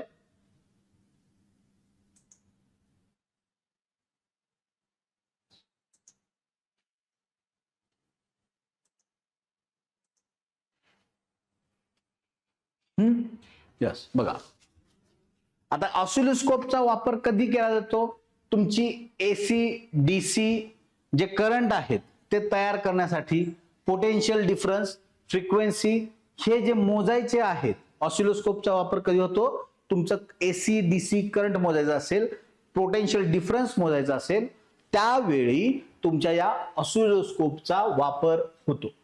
यस, तुमच्या टीव्ही मध्ये सुद्धा इथं जसं संगणकाचा मॉनिटर दिले तसंच हा दूरदर्शन संच, टेलिव्हिजन दूरदर्शन मॉनिटर दूरदर्शन संच मध्ये त्याचा वापर चित्र निर्माण करण्यासाठी, म्हणजे तुम्ही जे पिक्चर दिसतं तुम्हाला ते कशामुळे दिसतं, कॅथोड किरणांमुळे दिसतं. ठीक आहे. त्याच्यानंतर कॅथोड किरणांचा उपयोग क्ष किरण निर्मितीसाठी, हा पण पॉइंट सांगितलेला आहे. मगाशीचे गुणधर्म आणि आत्ताचे उपयोग हे दोन्ही मिळून कॉम्बिनेशन करून तुमचे क्वेश्चन्स तयार होते. येतं लक्षात. बघा हा चॅप्टर, हा पॉइंट थोडासा तुम्हाला नवीन आहे. तुम्ही अभ्यास करताना काय वाचलं असतं, तुम्ही ज्यावेळी PYQचं पुस्तक वाचता, स्पष्टीकरण वगैरे कंबाईनचं, ठीक आहे, तर त्यामुळे तुम्हाला अल्फा बीटा गॅमा जास्त दिसतं, त्यामुळे तुम्ही त्याच्यावरती फोकस करून जास्त ठेवला असतो. हा पॉइंट तुमच्या वाचनात आलेला नसतो, त्यामुळं या पॉइंट्स वरती पण काम करा. जर आयोग आता सरकलंच आत अजून डीपली तर इथं क्वेश्चन क्रिएट होईल. येते का बघा लक्षात, तुमचा क्वेश्चन कुठं क्रिएट होईल, या पॉइंट्स वरती. ठीक आहे, कारण अल्फा बीटा गॅमा आयोगाचं विचारून झालं. फक्त आता त्यात काय राहिलं विचारायचं, बीटा प्लस आणि बीटा मायनस डी एवढं विचारायचं राहिलं. ते विचारून झालं किंवा ते विचारायचं स्किप केलं आयोगाने तर समजायचं आयोग इथं घुसणार आहे. येतंय लक्षात. यस, क्लिअर कळतंय व्यवस्थित. या गोष्टी आपल्याला कळणं गरजेचं आहे. कॅनल किरण म्हणजे काय, त्यालाच आपण काय म्हणतो, धन किरण. शोध कोणी लावलेला आहे, गोल्डस्टेन या शास्त्रज्ञानं लावलेला आहे. गोल्डस्टेन, मगाशी पण आपण नाव बघितलंय, गोल्डस्टेन आणि जॉन हिटॉफ कॅथोड किरणांचा शोध मध्ये, बरोबर आहे. गोल्डस्टेन आणि जॉन हिटॉफ ही नावं आपण बघितली आहेत कॅथोड किरणांच्या शोधामध्ये. धनकिरणांच्या शोधांमध्ये काय आहे, गोल्डस्टेन. धनकिरणे, नावातच धनकिरण आहे, मग चार्ज कोणता असेल त्यांच्यावरती, पॉझिटिव्ह चार्ज. येते लक्षात, चार्ज कोणता असेल मग, पॉझिटिव्ह चार्ज. ठीक आहे, कळतंय. यस, आशिष, सचिन, शुभम, कळतंय का, अर्जुन. चार्ज कोणता आहे, पॉझिटिव्ह. बघा धनकिरण मग कशापासून बनलेली आहेत, धनप्रभारित किरणापासून बनलेली आहेत. धनकिरण कशापासून बनलेली आहेत, धनकिरणांपासून. ती कशाचा भाग नाहीत, विद्युत चुंबकीय प्रारण म्हणजे इलेक्ट्रोमॅग्नेटिक स्पेक्ट्रमचा भाग नाहीत. जर यांच्यावरती पॉझिटिव्ह चार्ज असेल तर ते कोणत्या बाजूला डिफ्लेक्ट होतील, निगेटिव्ह साईड. तुम्ही ज्यावेळी इलेक्ट्रिक तुम्ही प्लेट पास कराल त्यावेळी ज्या भागात निगेटिव्ह इलेक्ट्रिक प्लेट आहे तिकडं हे विचलित होतील. का? कारण त्याच्यावरती चार्ज कोणता आहे, पॉझिटिव्ह. येतं लक्षात? बर, मग फोटोग्राफिक प्लेटवरती परिणाम करतात. जर ते फोटोग्राफिक प्लेटवरती निर्माण करत असतील त्याचा अर्थ काय आहे, प्रतिदीप्ती आणि स्फुरदीप्ती दोन्हीही निर्माण करतात. प्रतिदीप्ती आणि स्फुरदीप्ती आपल्याला बघायचं आहे. ठीक आहे, फ्लुरोसन्स काय आहे, प्रतिदीप्ती काय आहे ते आपल्याला बघायचं आहे. नेक्स्ट पॉइंट तोच आहे. आणि यांचा वेग कसा असतो, कॅथोड किरणांपेक्षा कमी वेग असतो. कॅथोड किरणांपेक्षा कमी वेग यांचा असतो. हे याचे गुणधर्म आहेत. आयोग इथं जास्त विचारत नाही, तुम्हाला फक्त विचारलं तर काय विचारेल, शोध कोणी लावलेला आहे. ठीक आहे, पण कॅथोड किरणांचे उपयोग आणि गुणधर्म नीट लक्षात ठेवायचे. कॅथोड किरणांचे उपयोग आणि गुणधर्म तुम्ही नीट लक्षात ठेवा, तुम्हाला त्या गोष्टी क्लिअर होतील. येस, आता आहे तुमचं प्रतिदीप्ती, फ्लुरोसन्स. फ्लुरोसन्स आता आपल्याला बघायचं, प्रतिदीप्ती म्हणजे काय. ठीक आहे, बघा प्रतिदीप्ती म्हणजे काय आहे, जर एखाद्या पदार्थावरती किरणे पडली तर त्यातून जर प्रकाश काही काळासाठी बाहेर पडत असेल, प्रकाश काही काळासाठी बाहेर पडत असेल तर त्याला म्हणतात प्रतिदीप्ती. आणि हा इफेक्ट कधीपर्यंत असतो, जोपर्यंत त्या मूलद्रव्यावर किंवा त्या पदार्थावरती प्रकाश किरण पडत आहेत तोपर्यंतच. तुम्ही प्रकाश किरण काढून घेतले की ते चमकायचं बंद होतं, त्याला आपण काय म्हणतो, प्रतिदीप्ती, फ्लुरोसन्स. जोपर्यंत एखाद्या मूलद्रव्यावर प्रकाश किरण पडत आहेत तोपर्यंत तो चमकत असेल तर त्याला आपण काय म्हणतो, फ्लुरोसन्स, प्रतिदीप्ती असं म्हणतो. कॅनल रेज म्हणजेच एनोड रेज नाहीत. कॅनल रेज, कॅथोड रेज काय आहेत, निगेटिव्ह चार्ज आहेत. बरोबर आहे. कॅनल रेज कसे आहेत, पॉझिटिव्ह चार्ज आहेत. दोन्ही वेगवेगळे प्रकार आहेत. कॅनल रेजचा स्पीड कॅथोड रेज पेक्षा कमी आहे. नीट लक्षात ठेवा, कॅनल रेजला आपण काय म्हणलेलं आहे, पॉझिटिव्ह रेज. कॅथोड रेज कशा आहेत, निगेटिव्ह रेज आहे. कॅनल रेजला धन किरणे असं आपण म्हणतो. त्यामुळे कॅनल रेज आणि कॅथोड रेज वेगवेगळ्या गोष्टी आहेत. येतं लक्षात सचिन? येस, क्लिअर आहे. एनोड, एनोड रेज म्हणू शकतो, कॅथोड त्या पद्धतीने म्हणू शकतो. एनोड रेज पॉझिटिव्ह चार्ज आहेत त्यामुळे आपण त्याला एनोड रेज म्हणू शकतो. पण त्याचं सायंटिफिक नेम तुम्हाला पेपर मध्ये विचारताना काय विचारतील, कॅनल रेज. त्याला तुम्ही एनोड रेज म्हणू शकता पण ते शक्यतो वापरत नाहीत एनोड रेज नाव. येस, आपल्याला नाव दोनच तिथं दिलेली आहेत, कॅथोड रेज आणि कॅनल रेज. ते कन्फ्युजन मध्ये आहे म्हणूनच मी तुम्हाला पहिल्यांदा म्हणतो कन्फ्युजन तिथं होईल, कॅनल रेज आणि कॅथोड रेज. यस, आता क्लिअर झालंय. बघा, मग प्रतिदीप्तीचा रंग पदार्थावर अवलंबून असतो. म्हणजेच कोणता पदार्थ तुम्ही वापरताय आणि त्याच्यावरती प्रकाश किरण पाडताय त्याच्यावरती त्यातून बाहेर पडणाऱ्या रंग अवलंबून असतो. येते लक्षात? तर आता झिंक सल्फेट जर तुम्ही वापरत असाल, झिंक सल्फेट वरती जर प्रकाश किरण पडली तर त्यातून प्रतिदीप्ती निर्माण होताना कोणता रंग बाहेर पडेल, निळा. झिंक सल्फेटला निळा. आणि हे नीट लक्षात ठेवायचं आहे. हे तुमचं सरळ सेवा टार्गेट आहे. सरळ सेवा मधले क्वेश्चन्स आहेत, नीट लक्षात ठेवायचं. झिंक सल्फेट मधून प्रतिदीप्तीसाठी कोणता रंग बाहेर पडतो, निळा. युरेनियम ऑक्साईड मधून कोणता बाहेर पडतो, हिरवा. युरेनियम ऑक्साईड हिरवा रंग. त्याच्यानंतर क्युनेन सल्फेट कोणता रंग आहे, निळाच रंग आहे. क्युनेन सल्फेट मधनं निळाच रंग आहे. आणि कॅडमियम बोरेट गुलाबी रंग. कॅडमियम बोरेट मधून कोणता रंग बाहेर पडतो, गुलाबी रंग. हे नीट लक्षात ठेवा, लिहून ठेवा, कुठेतरी तुम्हाला उपयोगाला येईल. लिहून ठेवलं तर सगळ्यात बेस्ट असेल ते, बरं का.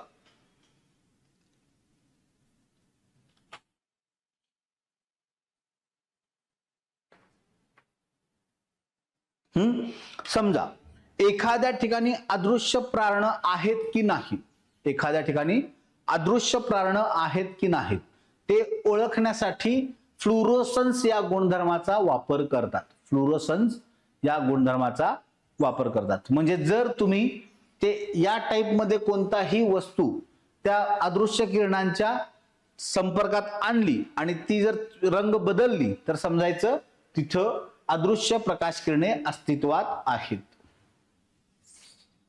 येतं लक्षात? सचिन, आता क्लिअर झाला पॉइंट?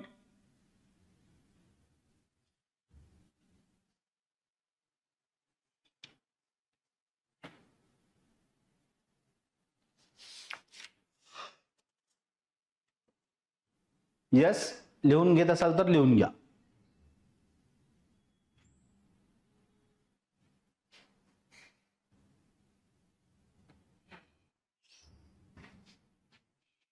बघा, सायन्स तुम्हाला कन्सेप्ट कळाले की गोष्टी क्लिअर होतात.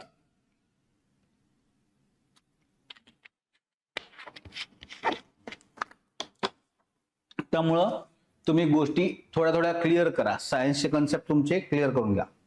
Yes, Sachin, Ashish, Shubham, Arjun, point clear होत आहे? बघा, आता ट्यूबलाइट आपण वेगवेगळ्या रंगासाठी वापरतो. तर गुलाबी रंगाचा जर प्रकाश पाहिजे असेल आपल्याला तर त्यासाठी ट्यूबलाइट मध्ये आपण कोणता मटेरियल वापरतो?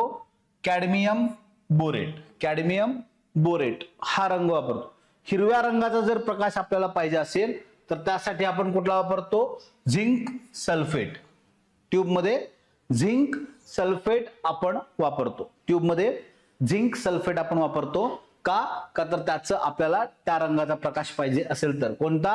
हिरव्या रंगाचा प्रकाश पाहिजे असेल तर झिंक सिलिकेट वापरतो. आणि गुलाबी रंगाच्या प्रकाशासाठी काय वापरतो? Cadmium borate. यस, आणि हे आहे तुमच्या त्या पदार्थावरती जर प्रतिदीप्तिशील किंवा कोणताही प्रकाश किरण पडले तर त्यातून निर्माण होणारा रंग. नीट लक्षात ठेवा, ही स्लाइड नीट लक्षात ठेवा.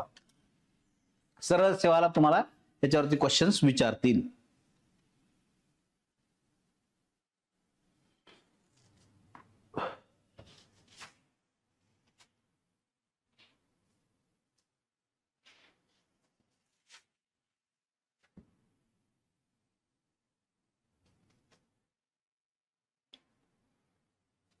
यस, लक्षात येते का? बघा,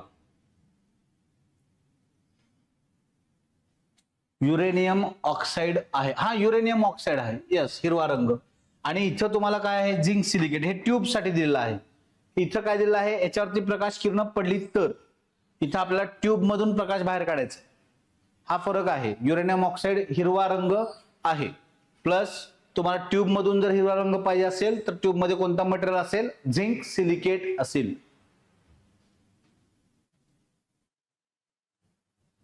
हे मिक्स करू नका.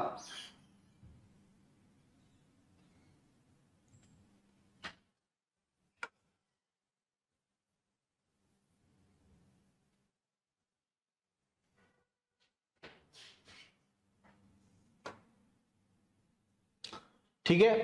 आता बघा, स्फुरदीप्ती म्हणजे काय आहे? स्फुरदीप्ती, फॉस्फोरसन्स म्हणजे काय आहे? मगाशी काय होतं? फ्लुरोसन्स होतं, बरोबर. आता आहे फॉस्फोरसन्स, स्फुरदीप्ती. स्फुरद ज्याला आपण म्हणतो, फॉस्फरस हे आहे स्फुरदीप्ती. कशाला म्हणतो आपण? जर एखाद्या मूलद्रव्यावरती प्रकाश किरण पडले तर तो पदार्थ चमकतो. याला आपण काय म्हणतो? प्रतिदीप्ती. प्रतिदीप्ती आपण त्याला म्हणतो, बरोबर आहे. आणि प्रकाश काढून घेतल्यावर तो चमकायचा बंद होतो. पण स्फुरदीप्ती म्हणजे काय आहे? एखाद्या मूलद्रव्यावर प्रकाश किरण पडले तर तो चमकतो आणि प्रकाश किरण काढून घेतले तरीही काही काळासाठी तो पदार्थ चमकत राहतो. प्रतिदीप्तीमध्ये काय होतं? प्रकाश किरण पडल्यानंतर तो चमकतो, प्रकाश किरण काढून घेतले की तो चमकायचा बंद होतो. येतं लक्षात? इथं काय आहे? स्फुरदीप्तीमध्ये प्रकाश किरण पडल्यानंतर तो चमकतो आणि प्रकाश किरण बाहेर काढल्यानंतर काही काळासाठी हा चमकत असतो. येतं लक्षात? त्याला आपण काय म्हणतो, स्फुरदीप्ती, फ्लोरोफॉस्फरसन्स. काही काळासाठी तो पुन्हा चमकत राहतो, त्याला आपण म्हणतो स्फुरदीप्ती. येते लक्षात? बघा, स्फुरदीप्ती आपण कशाला म्हणतो, त्या पदार्थाला, ज्या पदार्थावरती प्रकाश किरण पडल्यानंतर तो पदार्थ चमकतो, पण प्रकाश किरण काढून घेतल्यानंतर सुद्धा काही काळासाठी तो पदार्थ चमकत राहतो, त्याला म्हणतो स्फुरदीप्ती. येते लक्षात? यस. मग वेगवेगळ्या पदार्थांसाठी वेगवेगळा रंग आहे. जर झिंक सल्फाइडवर निळा प्रकाश आपण टाकला, काय म्हणतोय बघा, झिंक सल्फाइडवर निळा प्रकाश जर आपण पाडला तर आपल्याला त्यातून कुठला रंग बाहेर मिळतो, हिरव्या रंगाचा प्रकाश बाहेर मिळतो. येते लक्षात?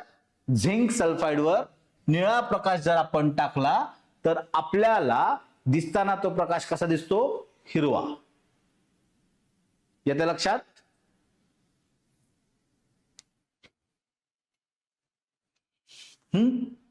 येते का बघा लक्षात? तुम्ही घड्याळ बघितलंय का? घड्याळ बघा, तुम्ही थोडा जरी अंधारात प्रकाश पडला, आता माझ्या घड्याळात असं केल्यानंतर दिसेल, ठीक आहे. घड्याळ जे असतात आपले अॅनालॉग, डिजिटल नाही, अॅनालॉग घड्याळ जे असतात, अॅनालॉग म्हणजे काय, ज्यात काटे आहेत ते, त्या घड्याळावरती चमकदार पदार्थ लावलेला असतो, बरोबर आहे. तुम्हाला थोडा जरी प्रकाश असा केला की तो चमकत राहतो. तुम्ही रात्रीच्या वेळी बघा, रूम मध्ये लाईट घालवा आणि थोडस मोबाईलच्या प्रकाशात घड्याळ बघा, अॅनालॉग, थोड्या वेळ चमकेल, प्रकाश काढून घेतला तरी पण ते थोड्या वेळ दिसेल तुम्हाला किती वाजलेत. का तर त्यात कोणते पदार्थ वापरले असतात, ज्यांच्यात स्फुरदीप्ती आहे असे पदार्थ घड्याळांमध्ये वापरले जातात, अॅनालॉग घड्याळांमध्ये. म्हणून तुम्हाला रात्रीच्या वेळेस घड्याळात किती वाजले हे दिसतं, थोडा जरी प्रकाश पडला तरी. कळलं? सगळ्यात बेस्ट उपयोग काय आहे आपला रोजच्या जीवनातला, घड्याळ, स्फुरदीप्तीसाठी. याचं लक्षात? तुमच्या घड्याळात किती वाजले हे तुम्ही ज्यावेळी बघता आणि तुम्हाला ते चमकतं, त्यावेळी काय आहे, त्यात स्फुरदीप्ती हा तुमचा प्रकार आहे. येते का लक्षात? कळतंय स्फुरदीप्ती काय आहे?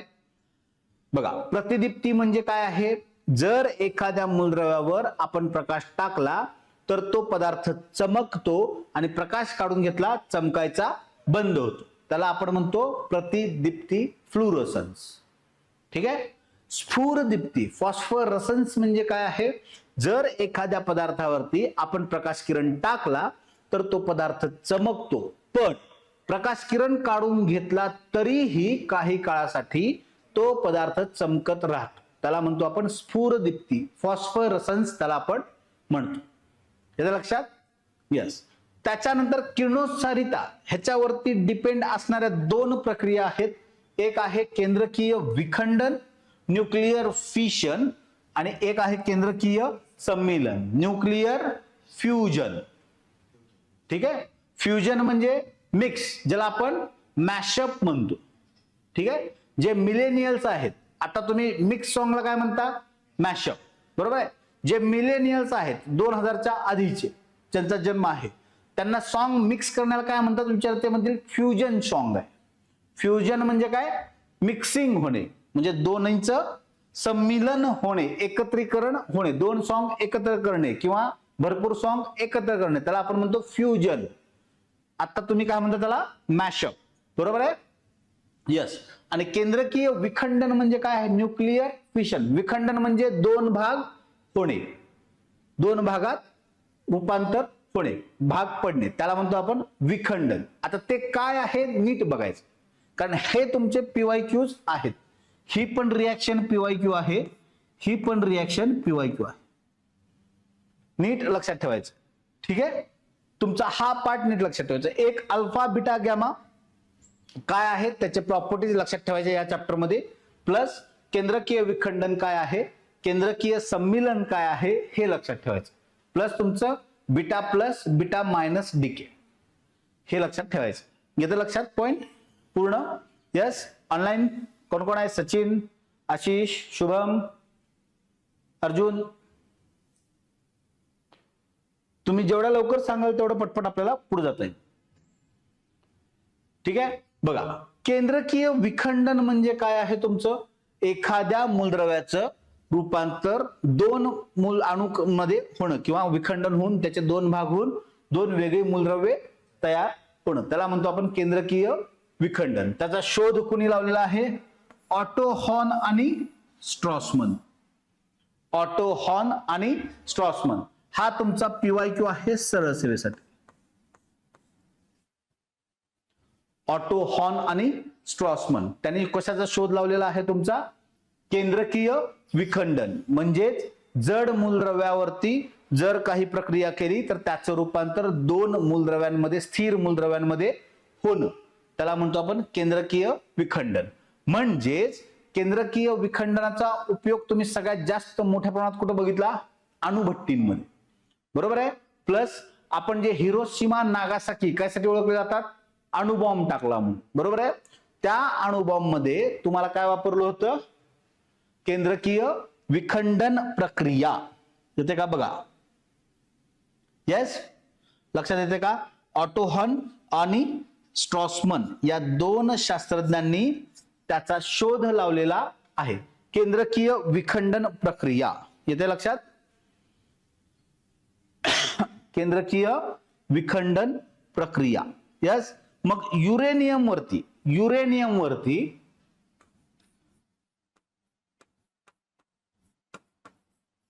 जर न्यूट्रॉनचा मारा केला, काय म्हणतोय?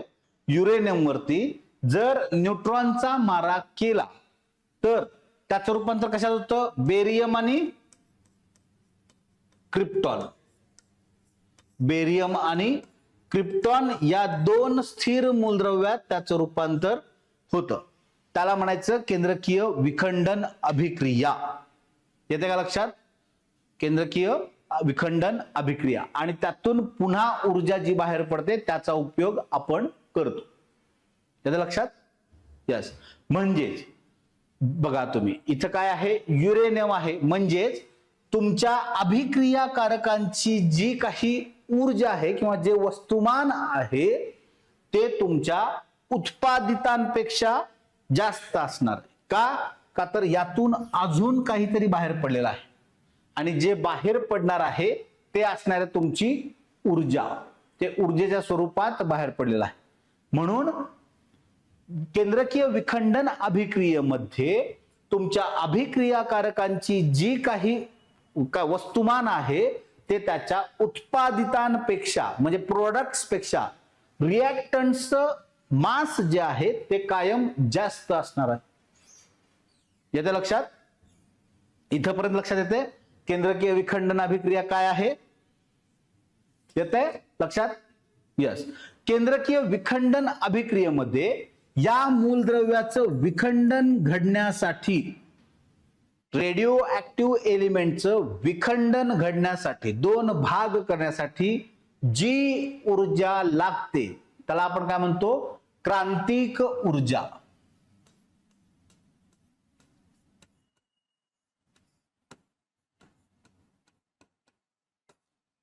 येते का लक्षात? बघा. यस, येते लक्षात?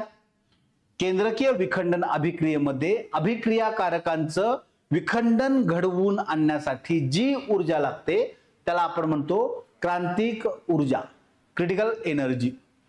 यस, कळतंय इथपर्यंत? कळतंय का इथपर्यंत? ऑनलाईन जनता बघा, केंद्रकीय विखंडन म्हणजे काय नीट लक्षात घ्या. केंद्रकीय विखंडन अभिक्रियेमध्ये अभिक्रियाकारकांची रिएक्टंटचं वस्तुमान जे आहे ते प्रोडक्ट्स पेक्षा उत्पादितांपेक्षा नेहमी जास्त असते. ठीक आहे? कारण जे काही रूपांतर होईल ते काही प्रमाणात ऊर्जेच्या स्वरूपात बाहेर टाकलं जाईल, त्यामुळे त्याचं वस्तुमान नेहमी जास्त असतं. येते का लक्षात? इथपर्यंत लक्षात येते का? बघा, मग केंद्रकीय विखंडन अभिक्रिया आपण अणुभट्ट्यांमध्ये जी ऊर्जा तयार करतो आपल्याला लागणारी, बरोबर आहे? अणुभट्ट्यांमध्ये शृंखला कशी असते? ती रिएक्शन कशी असते? नियंत्रित केलेली असते, बरोबर आहे? कंट्रोल्ड रिएक्शन असते ती. तर त्यामधून अणुभट्ट्यांमध्ये काय केलं असतं? युरेनियमचा वापर केला असतो, बरोबर आहे? त्याच्यावरती न्यूट्रॉनचा मारा करून त्याच्यातून एनर्जी बाहेर काढलेली असते आणि त्या एनर्जीचा वापर करून आपल्याला पॉवर दिली असते, इलेक्ट्रिसिटी वगैरे जे आपण म्हणतो, ती जी एनर्जी आपल्याला कुठून मिळते, तिथून मिळते. येस, त्यातून बाहेर पडणारी ऊर्जा साठवून आपल्याला एनर्जीत रूपांतर त्याचं केलेलं आहे. त्याला आपण म्हणतो न्यूक्लिअर पॉवर प्लांट्स. त्याच्या लक्षात, त्याला आपण म्हणतो न्यूक्लिअर पॉवर प्लांट्स. तिथं तुमचा त्याचा उपयोग आहे. मग तिथल्या अभिक्रिया ज्या आहेत त्या नियंत्रित करण्यासाठी काय वापरलं जातं? ग्रॅफाइटच्या कांड्या किंवा जड पाणी. ग्रॅफाइटच्या कांड्या किंवा जड पाणी. जड पाण्याचा फॉर्म्युला काय आहे? H2O आहे. H2O हाच फॉर्म्युला जड पाण्याचा आहे. आपण जे नॉर्मल पाणी म्हणतो ते असतं हायड्रोजनच्या पहिल्या समस्थानिकापासून, आणि जड पाण्यामध्ये हे जे हायड्रोजन आहे ते हायड्रोजनचं समस्थानिक आहे दुसरं, त्याला म्हणतात ड्यूटेरियम. ड्यूटेरियम ऑक्साईड याला असं म्हटलं जातं, ड्यूटेरियम ऑक्साईड. जड पाण्याचं काय नाव आहे? Deuterium oxide. आणि जड पाण्याचा फॉर्म्युला हा तुमचा सरळ सेवेसाठीचा PYQ आणि कंबाईनचा. येते लक्षात? हे आपण कुठे बघणार आहोत? केमिस्ट्रीमध्ये समस्थानिकामध्ये पुन्हा एकदा बघणार आहोत. जड पाणी म्हणजे काय, समस्थानिकांमध्ये तो पार्ट असणार, बट स्टील आता इथं आहे म्हणून मी तुम्हाला सांगतो. येते लक्षात? क्वेश्चन कसे विचारतात सर या टॉपिकवर? या टॉपिकवर तुम्हाला क्वेश्चन विचारताना कसे विचारतात? अल्फा बीटा गॅमाच्या ज्या प्रॉपर्टीज मी तुम्हाला सांगितलेल्या आहेत त्याच्यावरती विचारतात. ज्या प्रॉपर्टीज लक्षात ठेवायला सांगितल्या आहेत त्याच्यावरती क्वेश्चन्स आहेत, किंवा या केंद्रकीय विखंडन वरती तुम्हाला प्रॉपर्टीज विचारलेल्या आहेत, किंवा केंद्रकीय फिशन म्हणजे काय ह्याच्यावरती तुमचे क्वेश्चन्स आहेत. हा ही तुमचा PYQ आहे, ऑटोहान आणि स्ट्रॉसमन. मी जिथे जिथं तुम्हाला स्टार मार्क करून दिला आहे तिथं तिथं तुमचे क्वेश्चन विचारलेले आहेत. केंद्रकीय विखंडन अभिक्रिया यात तुम्हाला जड पाण्याचा क्वेश्चन विचारलेला आहे का, तर तिथं कन्सेप्ट आहे. कारण तुमच्या कंट्रोल करण्यासाठी त्या मंदक म्हणजे न्यूट्रॉनचा वेग जो आहे, हा न्यूट्रॉनचा जो मार आहे तो थंड करण्यासाठी किंवा कमी करण्यासाठी तुमचं H2O किंवा त्या कांड्या तुमच्या ग्राफाइटच्या वापरलेल्या आहेत. ठीक आहे. मग कंट्रोल करण्यासाठी, न्यूट्रॉन शोषून घेण्यासाठी हे काय करतं? फक्त ग्राफाइट कांड्या आणि जड पाणी त्याचा स्पीड कंट्रोल करतं. ते जे मारा करणार आहेत त्याचा स्पीड कंट्रोल करतं. आणि जर रिॲक्शन थांबवायची असेल, न्यूट्रॉन शोषून घ्यायचा असेल, तर काय वापरलं जातं? बोरॉनच्या कांड्या. लक्षात ठेवायचं, काय वापरलं जातं? बोरॉन, कॅडमियमच्या कांड्या तिथं वापरलेल्या आहेत. आणि हा क्वेश्चन तुमचा एकदा विचारून झालेला आहे. ठीक आहे. दोन टाईप आहेत. न्यूट्रॉनची मारा कमी करण्यासाठी काय वापरलं जातं? ग्राफाइटच्या कांड्या आणि जड पाणी. आणि न्यूट्रॉन शोषून घेण्यासाठी काय वापरलं जातं? बोरॉनच्या कांड्या किंवा बेरिलियमच्या कांड्या. हे नीट लक्षात ठेवायचं. न्यूट्रॉन शोषून घेण्यासाठी बोरॉनच्या कांड्या आणि शृंखला नियंत्रित करण्यासाठी ग्राफाइटच्या कांड्या. बघा मी काय म्हणतो, जड पाण्याने ग्राफाइटच्या कांड्या कशाला वापरलात? न्यूट्रॉनचा मारा कमी करण्यासाठी, वेग कमी करण्यासाठी. आणि बोरॉनच्या कांड्या न्यूट्रॉन शोषून घेण्यासाठी वापरल्या जातात. मग भारतातली पहिली अणुभट्टी कुठं आहे? मुंबईत आहे, Apsara. Correct. Bhabha atomic research centre, ज्याला आपण बार्क असं म्हणतो, तिथं अप्सरा जी ही अणुभट्टी आहे ती आहे भारताची पहिली अणुभट्टी. कुठली? अप्सरा. आणि हा तुमचा सरळ सेवेचा पोलीस भरतीचा PYQ आहे, कंबाईनचा नाही. राज्यसेवेला विचारून झालेला आहे आधी ऑब्जेक्टिव्ह मध्ये, मेन्स मध्ये, सायन्स अँड टेक पार्ट मध्ये, ऊर्जा सेक्शन मध्ये. ह्या पार्ट तुमचा सरळ सेवेला विचारून झालेला आहे. अप्सरा अणुभट्टी, भारतातली पहिली अणुभट्टी कोणती आणि कुठे सुरू करण्यात आली? दोन क्वेश्चन्स आहेत. एक आहे Mumbai Bhabha atomic research centre, आणि कोणती आहे? अप्सरा. आणि कधी चालू झालेली आहे? 4 ऑगस्ट 1956. कधी? 4 ऑगस्ट 1956 ला ही अप्सरा अणुभट्टी चालू झालेली आहे. यस. अशा पद्धतीने तुमचे क्वेश्चन्स आहेत. कळतंय?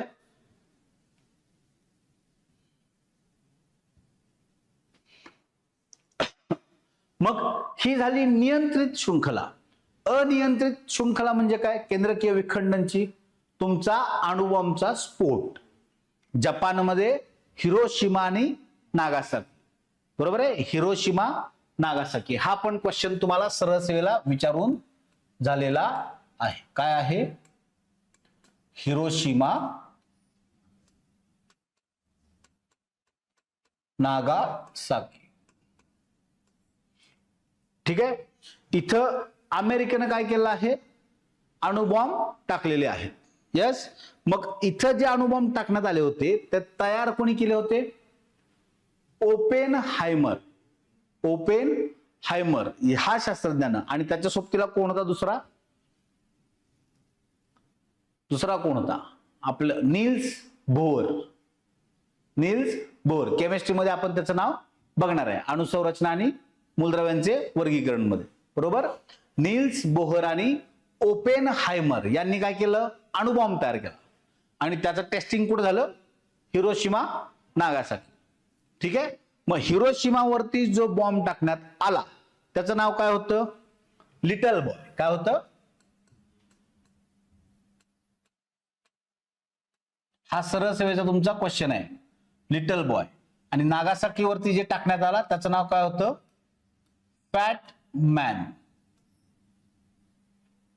हिरोशिमावरती जो बॉम्ब टाकण्यात आला त्याचं नाव काय होतं? Little boy.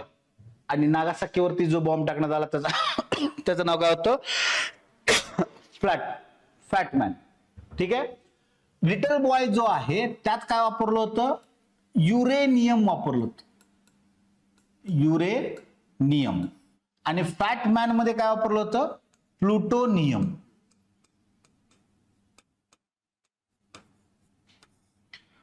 युरेनियम आणि प्लुटोनियम हे वापरले होते. बरोबर आहे. मग 1945 साइड टाकलेला आहे. हा आहे 6 ऑगस्ट 1945. हा आहे 9 ऑगस्ट 1945. हिरोशिमावरती कधी टाकलेला आहे? 6 ऑगस्ट 1945. नागासाकीवरती कधी टाकलेला आहे? 9 ऑगस्ट 1945. आणि हा तुमचा सगळा सरळ सेवेचा PYQ आहे प्रत्येक वर्षीचा. ठीक आहे. यात एक विचारतील त्याचं नाव काय? कोणतं मटेरियल वापरलं होतं? कधी टाकला होता? त्याच पद्धतीनं हा ऑप्शन आहे. काल ॲटम बॉम्ब तयार कोणी केला आहे? ॲटॉमिक अणु बॉम्बला काय म्हणतो आपण? ॲटम. अणु म्हणजे ॲटम. ॲटम बॉम्ब, अणु बॉम्ब तयार कोणी केला आहे? ओपेनहायमर आणि नील्स बोहर. ठीक आहे. यांनी तयार केलेला आहे. आणि टाकला कुठं आहे? हिरोशिमा आणि नागासाकी. त्यांनी टेस्टिंग कुठं केलेलं आहे त्याचं? पहिल्यांदा मेक्सिकोच्या वाळवंटात. ठीक आहे. लक्षात येतंय केंद्रकीय विखंडन काय आहे? हे आहे पूर्ण केंद्रकीय विखंडन. सगळ्यात जास्त इम्पॉर्टंट आहे, कारण सगळ्यात जास्त क्वेश्चन तुमचे कशावरती विचारतात? केंद्रकीय विखंडनावरती. ह्याच्यापेक्षा जास्त क्वेश्चन तुमचे ह्याच्यावरती आहेत, केंद्रकीय विखंडन. ही माहिती पाहिजे असेल तर लिहून घ्या. हिरोशिमा नागासाकी त्याच्यावरती बॉम्ब कधी टाकलेला आहे, त्याचं नाव काय आहे, हे सरळ सेवाचे तुमचे सगळे क्वेश्चन आहेत. कंबाईन मध्ये तुम्हाला हे विचारून झालेले आहेत, आधी खूप आधी विचारून झालेले आहेत.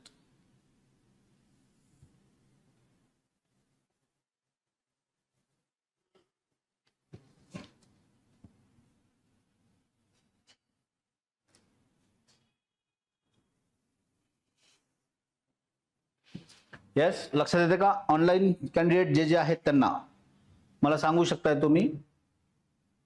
क्वेश्चन पण मी तुम्हाला सांगतोय कसे विचारले जातील, काय विचारले जातील. लक्षात येत आहे?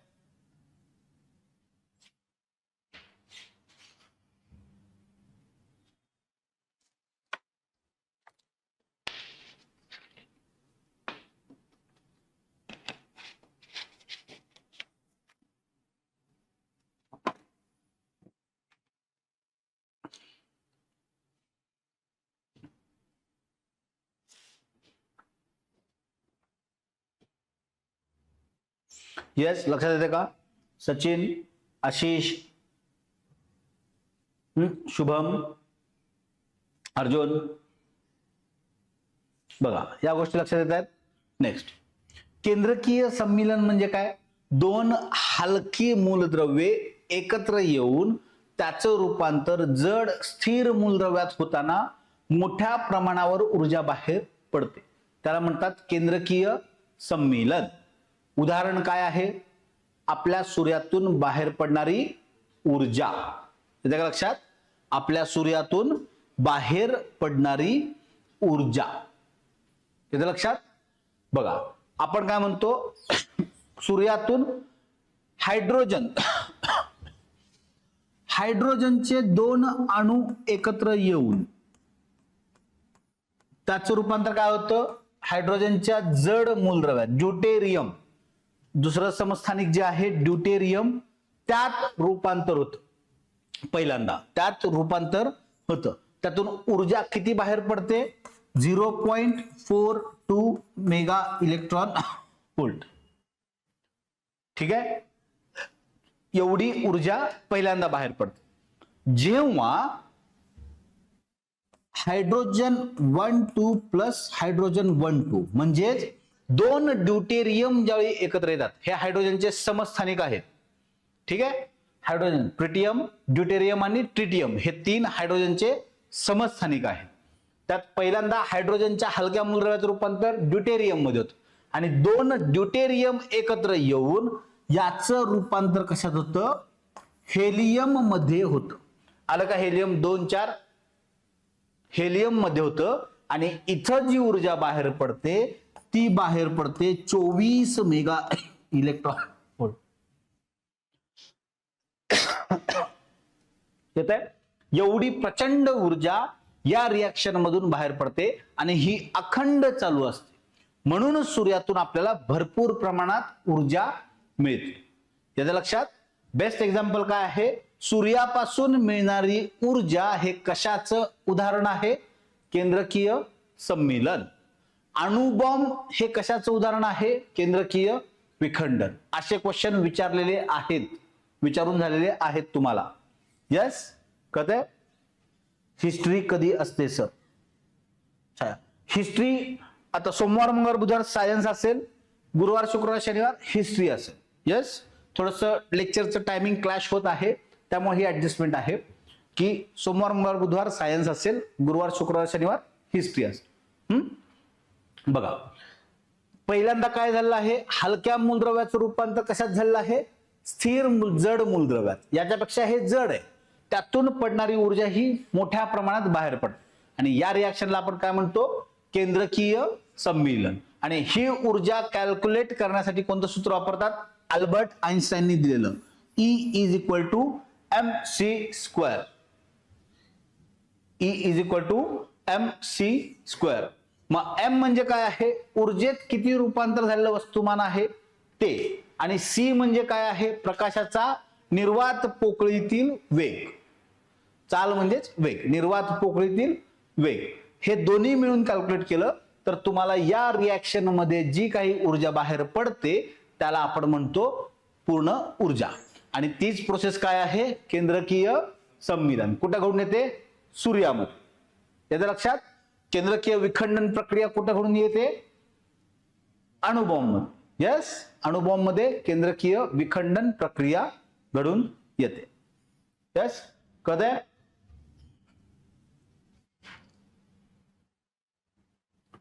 मग आहे किरणोत्साराचा नियम. किरणोत्साराचा एकच नियम आहे, हा कधीही विचारलेला नाही आतापर्यंत. विचारतील की नाही ही पण शक्यता आहे, पण फक्त लक्षात राहू दे. किरणोत्साराचा नियम, कोणत्याही क्षणी किरणोत्सारी पदार्थाचं जे विघटन होतं त्यातून किरण बाहेर पडून जे विघटन होतं त्याचा जो दर आहे हा त्या क्षणी अस्तित्वात असणाऱ्या एकूण अणूंच्या संख्येची, म्हणजे त्या किरणोत्सारी मूलद्रव्यात एकूण किती अणू आहेत त्या अणूंच्या संख्येशी समानुपाती असतो, म्हणजे डायरेक्टली प्रोपोर्शनल असतो. जर अणूंची संख्या जास्त असेल तर त्या विघटनाचा दर काय असेल? जास्त असेल. अणूंची संख्या कमी असेल तर विघटनाचा दर कमी असेल. येतं लक्षात? इथेपर्यंत लक्षात येतंय? बघा आता अर्धायू काल. अर्धायू काल म्हणजे काय? एखाद्या किरणोत्सारी पदार्थांच्या असणारी एकूण संख्येपैकी त्याची निम्मी होणारी संख्यासाठी लागणारा कालावधी. समजा एखाद्या अणूत किती आहेत, मूलद्रव्य अणू किती आहेत, एखाद्यात 100 अणू आहेत असं धरूयात. ठीक आहे, एखाद्या मूलद्रव्यात किरणोत्सारी अणू किती आहेत? 100. त्याची संख्या 50 होण्यासाठी, निम्मी होण्यासाठी जो कालावधी लागेल त्याला आपण काय म्हणतो? अर्धायू काल, half life period. Half life period त्याला आपण म्हणतो अर्धायू काल.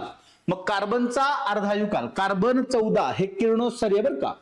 कार्बन 12, कार्बन 13 आणि कार्बन 14 असे 3 त्याचे समस्थानिक आहेत. त्यापैकी स्थिर कार्बन म्हणून कार्बन 12 ला ओळखलं जातं आणि किरणोत्सारी मूलद्रव्य म्हणून कार्बन 14 ला ओळखलं जातं. मग कार्बन 14 म्हणून किरण बाहेर पडतील, कारण किरणोत्सारी कोण आहे? कार्बन